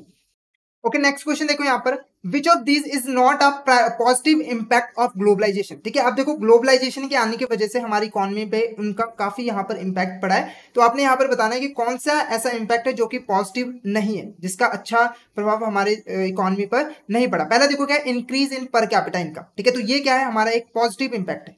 क्या है हमारा यहाँ पर पॉजिटिव इंपैक्ट है, क्योंकि इकोनॉमिक रिफॉर्म और ग्लोबलाइजेशन आने की वजह से जो हमारे लोगों की एम्प्लॉयमेंट वगैरह यहाँ पर जनरेट हुई, जिससे उनकी पर कैपिटा इनकम जो है यहाँ पर इंक्रीज हुई। नेक्स्ट देखो क्या है, एक्सेस टू अनटैप्ड मार्केट, ठीक है। अनटैप्ड मार्केट ऐसी जगह, ठीक है, जहां पर अभी तक हमारी जो गवर्नमेंट इंडस्ट्रीज थी वो यहाँ पर नहीं पहुंच पाए। क्लियर है आपको? ऐसी जगह जहां पर हमारी जो गवर्नमेंट इंडस्ट्रीज थी वो यहाँ पर नहीं पहुंच पाए, तो वहां पे भी आप एक्सेस मिल पाए। क्योंकि देखो फॉरेन में कोई अगर काम चल रहा है, इंडिया में उसकी फैसिलिटीज नहीं है, तो अब कोई पर्सन जो है आराम से उस मार्केट में जाके अपना सामान वगैरह बेच सकते हैं। तो अनटैप्ड मार्केट में उनको एक्सेस मिल गया, तो ये भी पॉजिटिव इंपैक्ट है। नेक्स्ट देखो क्या है, टेक्नोलॉजिकल डेवलपमेंट। ठीक है, टेक्नोलॉजिकल डेवलपमेंट ऑब्वियसली बात है, ये तो हुआ ही है। ठीक है, क्योंकि बाहर के देशों के जो फॉरेनर कंट्रीज हैं उन्होंने अपनी जो टेक्नोलॉजी हमारे साथ यहाँ पर शेयर की, इन्फॉर्मेशन यहाँ पर शेयर की, तो टेक्नोलॉजिकल डेवलपमेंट भी यहाँ पर हुई। नेक्स्ट देखो क्या है, इंक्रीज इन ब्रेन ड्रेन। ठीक है, ब्रेन ड्रेन का मतलब समझा दूं, जब हमारे देश के लोग जो है हमारे देश को छोड़ के किसी फॉरेन कंट्री में जाके सेटल हो जाते हैं, उसी को हम क्या कहते हैं, ब्रेन ड्रेन। ठीक है, तो ये हमारा एक पॉजिटिव इंपैक्ट नहीं है। क्लियर है? देखो ग्लोबलाइजेशन होने की वजह से क्या हुआ था कि जो हमारा ब्रेन ड्रेन है ना वो कम हो गया था, वो डिक्रीज हो गया था पहले के मुकाबले, क्योंकि जो फैसिलिटीज अब उनको वहां पे मिल रही थी अब इंडिया में भी अवेलेबल है। अगर किसी को पढ़ना है तो वो इंडिया में बैठे आराम से यहां पर पढ़ सकता था। क्लियर है आपको? तो इसीलिए जो ऑप्शन डी है, इंक्रीज इन ब्रेन ड्रेन, ये हमारा पॉजिटिव इंपैक्ट नहीं था ग्लोबलाइजेशन का। ओके, 16 क्वेश्चन क्लियर नहीं है तो फिर से एक बार कर लेते हैं। तो यहां पर देखो क्वेश्चन में पूछा गया, विच of the following industry is not reserve for public sector. यहां पर 4, ठीक है 4 लिख देते हैं, फॉर पब्लिक सेक्टर। ठीक है, तो यहां पर मैं आपको बता दूं कि जब प्राइवेटाइजेशन आई तो उसकी वजह से क्या हुआ कि हमने बहुत सारे सेक्टर जो है प्राइवेट सेक्टर के लिए ओपन कर दिए। ठीक है, पर उनमें से कुछ सेक्टर ऐसे थे जो कि हमारी कंट्री के लिए बहुत ज्यादा सेंसिटिव थे, इंपॉर्टेंट थे, तो हमने अभी तक उन सेक्टर को जो है प्राइवेट सेक्टर के लिए ओपन नहीं किया। यानी कि कोई भी प्राइवेट सेक्टर का पर्सन जो है वो इन सेक्टर में अपना बिजनेस नहीं कर सकता। ठीक है, तो यहां पर देखो क्वेश्चन में बोला गया था कि कौन सा ऐसा सेक्टर नहीं है जिनको यहां पर जो है पब्लिक सेक्टर, मतलब कौन सा सेक्टर है जिनको पब्लिक सेक्टर के लिए रिजर्व नहीं रखा गया था। तो ऑप्शन क्या थी हमारे, option D is a correct answer. क्योंकि देखो जो ऑटोमोबाइल्स है उसमें आजकल प्राइवेट सेक्टर आराम से काम कर रहे हैं। क्लियर है? तो इस पे किसी भी तरह की रिस्ट्रिक्शन नहीं है। और बाकी की यहां पर आप देखोगे, जैसे बेस्ट एग्जांपल क्या है, रेलवे। तो रेलवे में आप देखोगे आजकल किसी भी प्राइवेट प्लेयर की रेलगाड़ी नहीं चल रही है, सभी के ऊपर किसका कंट्रोल है, हमारा गवर्नमेंट का कंट्रोल होता है। क्लियर है आपको? तो नेक्स्ट क्वेश्चन यहाँ पर देखो, which of these is a negative impact of globalisation. ठीक है, इनमें से कौन सा हमारा जो नेगेटिव इंपैक्ट है ग्लोबलाइजेशन का। पहला देखो क्या है, फाइनेंशियल क्राइसिस। दूसरा क्या है, लॉस ऑफ डोमेस्टिक इंडस्ट्रीज। तीसरा क्या है, प्रॉब्लम ऑफ अनएम्प्लॉयमेंट। चौथा क्या है, ऑल ऑफ द अबव। ठीक है, तो ग्लोबलाइजेशन आने की वजह से इनमें से कौन सा ऐसे प्रॉब्लम है जो जिसका बुरा प्रभाव हमारी इकोनॉमी पे पड़ा है। देखो कोई भी चीज हो, चाहे ग्लोबलाइजेशन हो, प्राइवेटाइजेशन हो, उसके कुछ फायदे तो उसका नुकसान भी है। तो आपने यहाँ पर बताना है कि कौन सा नेगेटिव इंपैक्ट हमारी कंट्री पे यहां पर पड़ा है। क्लियर है आपको? फटाफट से बता दीजिए। तो आंसर देखो यहां पर क्या है हमारा, ऑल ऑफ द अबव। ठीक है, all of the above is a correct answer. ये सारे के सारे हमारे नेगेटिव इंपैक्ट है। पहला देखो क्या है, फाइनेंशियल क्राइसिस। फाइनेंशियल क्राइसिस में आप देखो क्या होता है कि जो ग्लोबलाइजेशन आने की वजह से सभी देश एक दूसरे के ऊपर जो है डिपेंडेंट है, एक दूसरे के साथ जुड़े हुए हैं। तो अगर किसी एक देश में फाइनेंशियल क्राइसिस आता है तो उसका इंपैक्ट जो है सभी देशों पर जो है पड़ता है। क्लियर है? तो ये एक यहाँ पर आप कह सकते हो डिसएडवांटेज है ग्लोबलाइजेशन की। नेक्स्ट देखो क्या है, लॉस ऑफ डोमेस्टिक इंडस्ट्री। ठीक है, लॉस ऑफ डोमेस्टिक इंडस्ट्रीज में क्या होता है कि देखो बाहर के देश, जो बाहर की कंट्रीज के इंडस्ट्रीज हैं वो आएंगे हमारे देश में, वो नई नई टेक्नोलॉजी का यूज करेंगे, जिससे हमारी जो डोमेस्टिक इंडस्ट्री है वो यहाँ पर कहीं ना कहीं पीछे रह जाएंगी, क्योंकि उनके पास इतनी एडवांस टेक्निक्स वगैरह नहीं है ना, इसीलिए वो जो हमारी डोमेस्टिक इंडस्ट्रीज है वो भी खत्म होती जा रही है, बंद होती जा रही है। ठीक है, नेक्स्ट देखो क्या है, प्रॉब्लम ऑफ अनएम्प्लॉयमेंट। अब देखो बाहर की कंट्रीज आती है तो वो कैपिटल इंटेंसिव टेक्निक का यूज करते हैं, जिसमें वो ज्यादा से ज्यादा मशीनों का यूज करते हैं, ना कि लेबर का, जिसकी वजह से यहाँ पर जो है अनएम्प्लॉयमेंट आती है, जिसकी वजह से यहाँ पर अनएम्प्लॉयमेंट इंक्रीज होती है। तो ये सारे के सारे ही हमारे जो है नेगेटिव इंपैक्ट हैं किसके, ग्लोबलाइजेशन के। इसीलिए all of the above is a correct answer. इसीलिए all of the above is a correct answer. Next question देखो हमारे यहाँ पर, the process of reducing dependency and integration amongst the particular units throughout the world is known as. ठीक है, जब हम यहाँ पर अपनी जो डिपेंडेंसी है, इंटीग्रेशन है, बाहर के देशों के साथ कम करते हैं, रिड्यूस करते हैं, तो उसे हम यहाँ पर क्या कहते हैं। पहला देखो क्या है यहाँ पर, रीजनलाइजेशन। दूसरा क्या है, डी ग्लोबलाइजेशन। तीसरा क्या है, रिवर्स ग्लोबलाइजेशन, या फिर ऑल ऑफ द अबव। तो फटाफट से यहाँ पर आंसर बता दीजिए, इसका आंसर क्या होगा। जब हम इंटीग्रेट करते हैं वो तो हमारा ग्लोबलाइजेशन होता है, हम जब ज्यादा यहाँ पर अपने रिलेशन बढ़ाते हैं दूसरे देश के साथ, पर जब हम उसे रिड्यूस करते हैं, ठीक है, तो उसे हम यहाँ पर क्या कहते हैं। क्या वो रीजनलाइजेशन होती है, क्या वो डी ग्लोबलाइजेशन होती है, या फिर रिवर्स ग्लोबलाइजेशन होती है। फटाफट से यहाँ पर आंसर बता दीजिए। बिल्कुल सही, option B D globalisation is the correct answer. Option B D globalisation is the correct answer. ठीक है, अब देखो डी ग्लोबलाइजेशन को ले आने की जरूरत क्यों पड़ी, तो हमने एक नेगेटिव इंपैक्ट पड़ा था फाइनेंशियल क्राइसिस। ठीक है, उसकी वजह से क्या हो रहा है कि सभी देशों पे इंपैक्ट पड़ा, एक देश गलती करता है उसका इंपैक्ट सभी देशों पे पड़ा है। तो यहाँ पर हमें जो है डी ग्लोबलाइजेशन की भी थोड़ी सी जरूरत है, मतलब हमें ज्यादा दूसरे देशों पर डिपेंडेंट नहीं रहना। नेक्स्ट देखो क्या है, which of these is a protectionism action for the globalisation, यानी कि इनमें से जो हमारा कौन सा ऐसा एक्शन है जो कि डी ग्लोबलाइजेशन हम करते हैं जिसकी हेल्प से। फटाफट से यहाँ पर आंसर बता दीजिए। पहला देखो क्या है, टैरिफ्स, दूसरा क्या है इंपोर्ट कोटास, या फिर इनकम टैक्स, या फिर नॉन टैरिफ बैरियर्स। ठीक है, तो क्वेश्चन का मतलब समझा दूं मैं सिंपली कि इनमें से कौन से ऐसे एक्शन है जिसकी हेल्प से हम डी ग्लोबलाइजेशन को ले आते हैं, ग्लोबलाइजेशन को हम कम करते हैं, डिपेंडेंसी को कम करते हैं। ठीक है, तो फटाफट से यहाँ पर आंसर बता दीजिए, इसका आंसर क्या होगा। फटाफट से यहाँ पर आंसर बता दीजिए जब तक हम इसका मीनिंग समझ लेते हैं। टैरिफ का मतलब क्या होता है, सिंपली देखो टैक्स। ठीक है, जब हम अपने फॉरेन ट्रेड पे जैसे इंपोर्ट हो गया उस पर हम किसी भी तरह का टैक्स लगाते हैं तो वो हमारा क्या होता है, यहाँ पर टैरिफ होता है। ठीक है, तो टैरिफ में बेसिकली गवर्नमेंट क्या करते हैं, अगर उन्हें इंपोर्ट कम करना है तो वो क्या करते हैं, टैरिफ को बढ़ा देते हैं, टैक्स को बढ़ा देते हैं, जिससे जो सामान होगा वो इंपोर्ट करने पे महंगा पड़ेगा और हमारे देश के जो लोग हैं वो सामान मंगाएंगे ही। तो इससे क्या होगा, ग्लोबलाइजेशन कम होगा। तो ये तो हमारा यहाँ पर सही है। नेक्स्ट हो गया इंपोर्ट कोटास। ठीक है, इंपोर्ट कोटास में क्या होता है कि हम एक क्वांटिटी फिक्स कर देते हैं, यानी कि मान लो यहाँ पर एक पर्टिकुलर पर्सन है तो हमने इसको फिक्स कर दिया कि आप एक साल में सिर्फ और सिर्फ मान लो 100 क्वांटिटीज ही किसी प्रोडक्ट की यहाँ पर मंगा सकते हो, इंपोर्ट करवा सकते हो, उससे ज्यादा नहीं। तो इससे भी हम जो है फॉरेन ट्रेड को यहाँ पर कम करते हैं, डी ग्लोबलाइजेशन करते हैं। नेक्स्ट क्या है, इनकम टैक्स। तो इनकम टैक्स में सिंपली जो हमारे सिटीजन है उनके ऊपर जो हम उनकी इनकम पे टैक्स लगाते हैं तो ये हमारा इंक्लूड नहीं होता, इसका ग्लोबलाइजेशन पे कोई इंपैक्ट नहीं पड़ता। नेक्स्ट देखो क्या है, नॉन टैरिफ बैरियर्स। क्या है हमारा यहाँ पर, नॉन टैरिफ बैरियर्स। ठीक है, नॉन टैरिफ बैरियर में देखो क्या होता है कि हम बिना टैक्स लगाए यहाँ पर जो है इंपोर्ट वगैरह को कम करते हैं, फॉरेन ट्रेड को कम करते हैं। जैसे एग्जाम्पल के लिए मान लो यहाँ पर जो इंपोर्ट पे रूल्स एंड रेगुलेशन वो काफी टफ कर दिए, यानी कि कागजी कार्रवाई यहाँ पर बहुत ज्यादा करनी पड़ती है, डॉक्यूमेंटेशन इतनी ज्यादा है कि लोग तंग होकर इंपोर्ट करते ही नहीं है। तो रूल्स एंड रेगुलेशन को यहाँ पर बढ़ा देना। तो ये तीनों एक्शन से हम जो है यहाँ पर डी ग्लोबलाइजेशन कर सकते हैं, टैरिफ्स, इंपोर्ट कोटास और नॉन टैरिफ बैरियर। तो इसीलिए जो हमारा यहाँ पर ऑप्शन सी है, first, second and fourth is a correct answer. क्या है हमारा यहाँ पर, first, second and third option is a correct answer. Clear है आपको, क्लियर है। नेक्स्ट क्वेश्चन है हमारा यहाँ पर देखो, which of this statement is correct regarding reforms in different sector. ठीक है, अब देखो ये जो हमारा लिबरलाइजेशन आया, प्राइवेटाइजेशन आया, ग्लोबलाइजेशन आया, उसकी वजह से हमने जो है अपने जो अलग अलग सेक्टर जैसे फाइनेंशियल सेक्टर हो गया, इंश्योरेंस सेक्टर हो गया, ठीक है, वहां पर भी हमने बहुत सारे यहाँ पर रिफॉर्म्स ले आए हैं। तो आपने यहाँ पर बताना है कि कौन सी स्टेटमेंट यहाँ पर करेक्ट है रिगार्डिंग द डिफरेंट सेक्टर में जो हमने यहाँ पर रिफॉर्म ले आए हैं। तो पहला देखो क्या है, for insurance sector. Insurance sector में जो है रिफॉर्म्स ले आने के लिए हमने इंश्योरेंस रेगुलेशन डेवलपमेंट एक्ट 1999 जो है पास किया गया था। तो ये हमारा बिल्कुल स्टेटमेंट करेक्ट है। क्या है हमारा यहाँ पर स्टेटमेंट बिल्कुल करेक्ट है। ठीक है, इस एक का काम क्या था कि हमारे देश में जो इंश्योरेंस इंडस्ट्री है उसको यहाँ पर संभालना, उसको रेगुलेट करना ताकि वो अच्छे से यहाँ पर काम कर पाए। नेक्स्ट देखो क्या है, फॉर कैपिटल मार्केट सिक्योरिटीज। ठीक है, for capital market securities exchange board of India act 1992 is pass. ठीक है, कैपिटल मार्केट को रेगुलेट करने के लिए हमने securities exchange board of India act को यहाँ पर पास किया गया था 1992 में। तो ये भी स्टेटमेंट हमारी बिल्कुल करेक्ट है। नेक्स्ट देखो क्या है, banking ombudsman scheme was established in 1995। ठीक है, तो हमारा जो बैंकिंग ओम्बड्समैन स्कीम है इसको इंट्रोड्यूस किया गया था ताकि जो हमारे बैंक में जो कस्टमर्स होते हैं उनकी कंप्लेंट को जल्दी से जल्दी सुलझाया जाए। यानी कि जो हमारी अगर किसी कस्टमर को यहाँ पर कोई परेशानी है, बैंक से कोई भी झगड़ा हो गया, कंफ्लिक्ट है, तो बैंकिंग ओम्बड्समैन के पास जाके उसको जो है कंप्लेंट दर्ज यहाँ पर करा सकता है। तो ये तीनों की तीनों स्टेटमेंट हमारी करेक्ट है। ये तीन इंपॉर्टेंट रिफॉर्म्स थे जो कि हमारे अलग अलग सेक्टर्स में ले आए गए थे। इसलिए option D, all of the above is the correct answer. Option D, all of the above is the correct answer.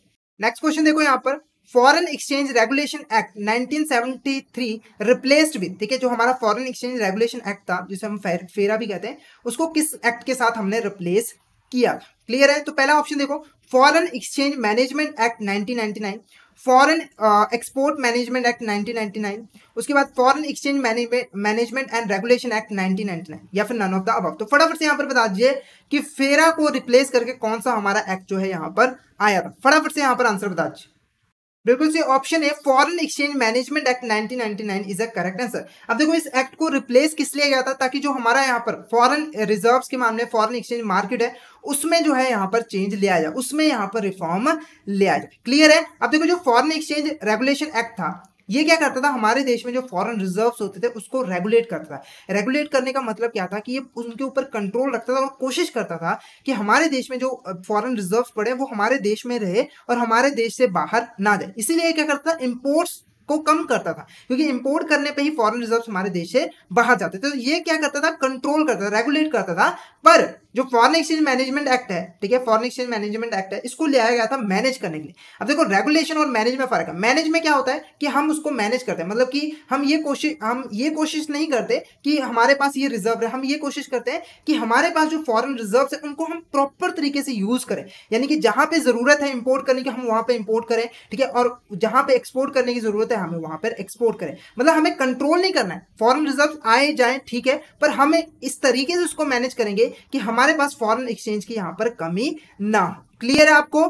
तो ये हमारा एक इंपॉर्टेंट रिफॉर्म था in the foreign exchange market. Next question देखो, which of the following is not correct in relation to banks in post reform period. ठीक है, तो जो हमारा बैंकिंग सेक्टर है, ठीक है, बैंकिंग सेक्टर है 1991 में, उसमें भी कई सारे यहाँ पर जो है रिफॉर्म्स ले आए गए। तो आपने यहाँ पर बताना है कि इसमें से कौन सी स्टेटमेंट जो है वो करेक्ट नहीं है regarding the reforms in banks. ठीक है, जो हमने यहाँ पर ले पोस्ट रिफॉर्म पीरियड का मतलब जो इकोनॉमिक रिफॉर्म का बाद का पीरियड, क्या क्या चेंजेस हमने लिया। पहला देखो क्या है, SLR reduced 38.5% in 1991 to 25% in 1997। ठीक है, 1991 में जो हमारा SLR 8 था, ठीक है, वो कितना था 38.5%, उसको हमने रिड्यूस करके कितना कर दिया 1997। क्लियर है? नेक्स्ट देखो क्या है, CRR was reduced 50% in 1991 to 4.1 in June 2003। ठीक है, 1991 में जो हमारा CRR था वो 15% था, पर हमने उसको 2003 में जो है यहाँ पर 4.1% यहाँ पर कर दिया। नेक्स्ट वो क्या है, D regulation of interest rate. D regulation of interest rate का मतलब अब जो बैंक्स था उनके पास फुल अथॉरिटी है, वो अपने जो है लैंडिंग रेट डिसाइड करते हैं, जिस रेट पर वो जो है लोन देना चाहते हैं वो खुद से यहाँ पर डिसाइड करेगी। आरबीआई का उसके ऊपर किसी भी तरह का कंट्रोल नहीं होगा। नेक्स्ट देखो क्या है, आरबीआई फिक्स CAR एट 10%। ठीक है, आरबीआई फिक्स CAR एट 10%। ठीक है, अब देखो CAR की फुल फॉर्म यहां पर बता दूं, कैपिटल एडिक्वेसी रेशियो। ठीक है, कैपिटल एडिक्वेसी रेशियो का मतलब क्या होता है कि जो हमारी बैंक्स है उनको अपनी कैपिटल का मिनिमम कैपिटल एक हिस्सा जो अपने पास रिजर्व करके रखना पड़ेगा, ताकि अगर कोई कंटीजेंसी आती है, कोई भी लॉस होता है तो उसको यहां पर पूरा किया जा सके। तो आरबीआई ने जो है यहां पर 10% इसको फिक्स कर दिया था। तो फटाफट से यहां पर बता दीजिए कौन सी हमारी स्टेटमेंट यहां पर करेक्ट नहीं है। बिल्कुल सही, option D, RBI fix CAR at 10% is a correct answer, क्योंकि जो रेट था उस समय 8% यहां पर फिक्स किया गया था। ठीक है, जो हमारा CAR रेट था वो कितना फिक्स किया गया था, 8% यहां पर फिक्स किया गया था। तो आप फटाफट से यहां पर आंसर बता दीजिए कि अब CAR कितना चल रहा है। ठीक है, अभी इस टाइम अगर हम बात करें तो CAR कितना मेंटेन करके रखना पड़ता है बैंक्स को, फटाफट से चैट बॉक्स में मैसेज करके बता दीजिए। नेक्स्ट क्वेश्चन देखो, in 1994 board of financial supervision is established as the apex supervisory authority to for regulation of. ठीक है, 1994 में हमने एक बोर्ड बनाया जिसका नाम क्या है, फाइनेंशियल सुपरविजन। ठीक है, बोर्ड ऑफ फाइनेंशियल सुपरविजन। उसका मेन काम क्या था, वो किसको रेगुलेट करता था। पहला देखो कमर्शियल बैंक्स, दूसरा क्या है फाइनेंशियल इंस्टीट्यूशन, तीसरा क्या है नॉन बैंकिंग फाइनेंशियल कंपनीज या फिर फॉरेन कंपनीज। फटाफट से यहाँ पर आंसर बता दीजिए कि जो हमारा बोर्ड ऑफ फाइनेंशियल सुपरविजन था इसको किसको रेगुलेट करने का यहाँ पर बनाया गया था। फटाफट से यहाँ पर आंसर बता। बिल्कुल सही, option A is a correct answer. जो हमारा बोर्ड ऑफ फाइनेंशियल सुपरविजन था इसको बनाया गया था कमर्शियल बैंक, फाइनेंशियल इंस्टीट्यूशन और नॉन बैंकिंग फाइनेंशियल कंपनीज को रेगुलेट करने के लिए। क्लियर है? अब देखो ये बेसिकली है क्या, जो हमारा बोर्ड फॉर फाइनेंशियल सुपरविजन है ये आरबीआई का ही एक बोर्ड है। ठीक है, आरबीआई के अंडर ये सबसे ज्यादा पावरफुल बोर्ड है। आरबीआई जो है इस बोर्ड के अंडर ही हमारी जो फाइनेंशियल सेक्टर है उसको यहाँ पर कंट्रोल करता है। क्लियर है आपको? तो ये आपने ध्यान में रखना है, जो बोर्ड फोर्स फाइनेंशियल सुपरविजन है वो किसका पार्ट है, हमारा आरबीआई का ही यहाँ पर पार्ट है। उसके अंडर एक बोर्ड बना हुआ है जो जिसका मेन काम क्या है, हमारी जो कमर्शियल बैंक है, फाइनेंशियल इंस्टीट्यूशन है, उनको यहाँ पर रेगुलेट करना। आरबीआई जो है उस बोर्ड के अंडर ही इनको रेगुलेट करता है। फटाफट से हमारे कोर्स में एनरोल कर लीजिए, जिसमें हम आपको प्रोवाइड करवाते हैं वीडियो क्वेश्चंस जो कि हमारे हिंदी और इंग्लिश लैंग्वेज के मिक्स में अवेलेबल होते हैं। इसी के साथ हम आपको mock test, mega mock test और PDF नोट्स प्रोवाइड करते हैं, जिनकी हेल्प से आप इजीली रिवीजन कर सकते हो। और ये जो हमारी लाइव क्लासेस होती हैं वो आपको रिकॉर्डेड फॉर्म में भी मिल जाती हैं। तो अगर आप सिस्टमैटिक मैनर में Indian economy and Indian financial system की प्रिपरेशन करना चाहते हो तो फटाफट से हमारे कोर्स में एनरोल कर लीजिए। हमारे जो कोर्सेज हैं वो इजीली एक्सेसिबल है। अगर आप एक एंड्रॉइड यूजर हो तो IIBF learning centre application download कर लीजिए गूगल प्ले स्टोर से, और अगर आप एक iOS यूजर हो तो माई इंस्टीट्यूट ऐप डाउनलोड कर लीजिए ऐप स्टोर से, और वहां पे आपको ऑर्गेनाइजेशन कोड यूज करना है GEGKT। तो फटाफट से इन एप्लीकेशन को डाउनलोड कर लीजिए, हमारे कोर्सेज में एनरोल कर लीजिए।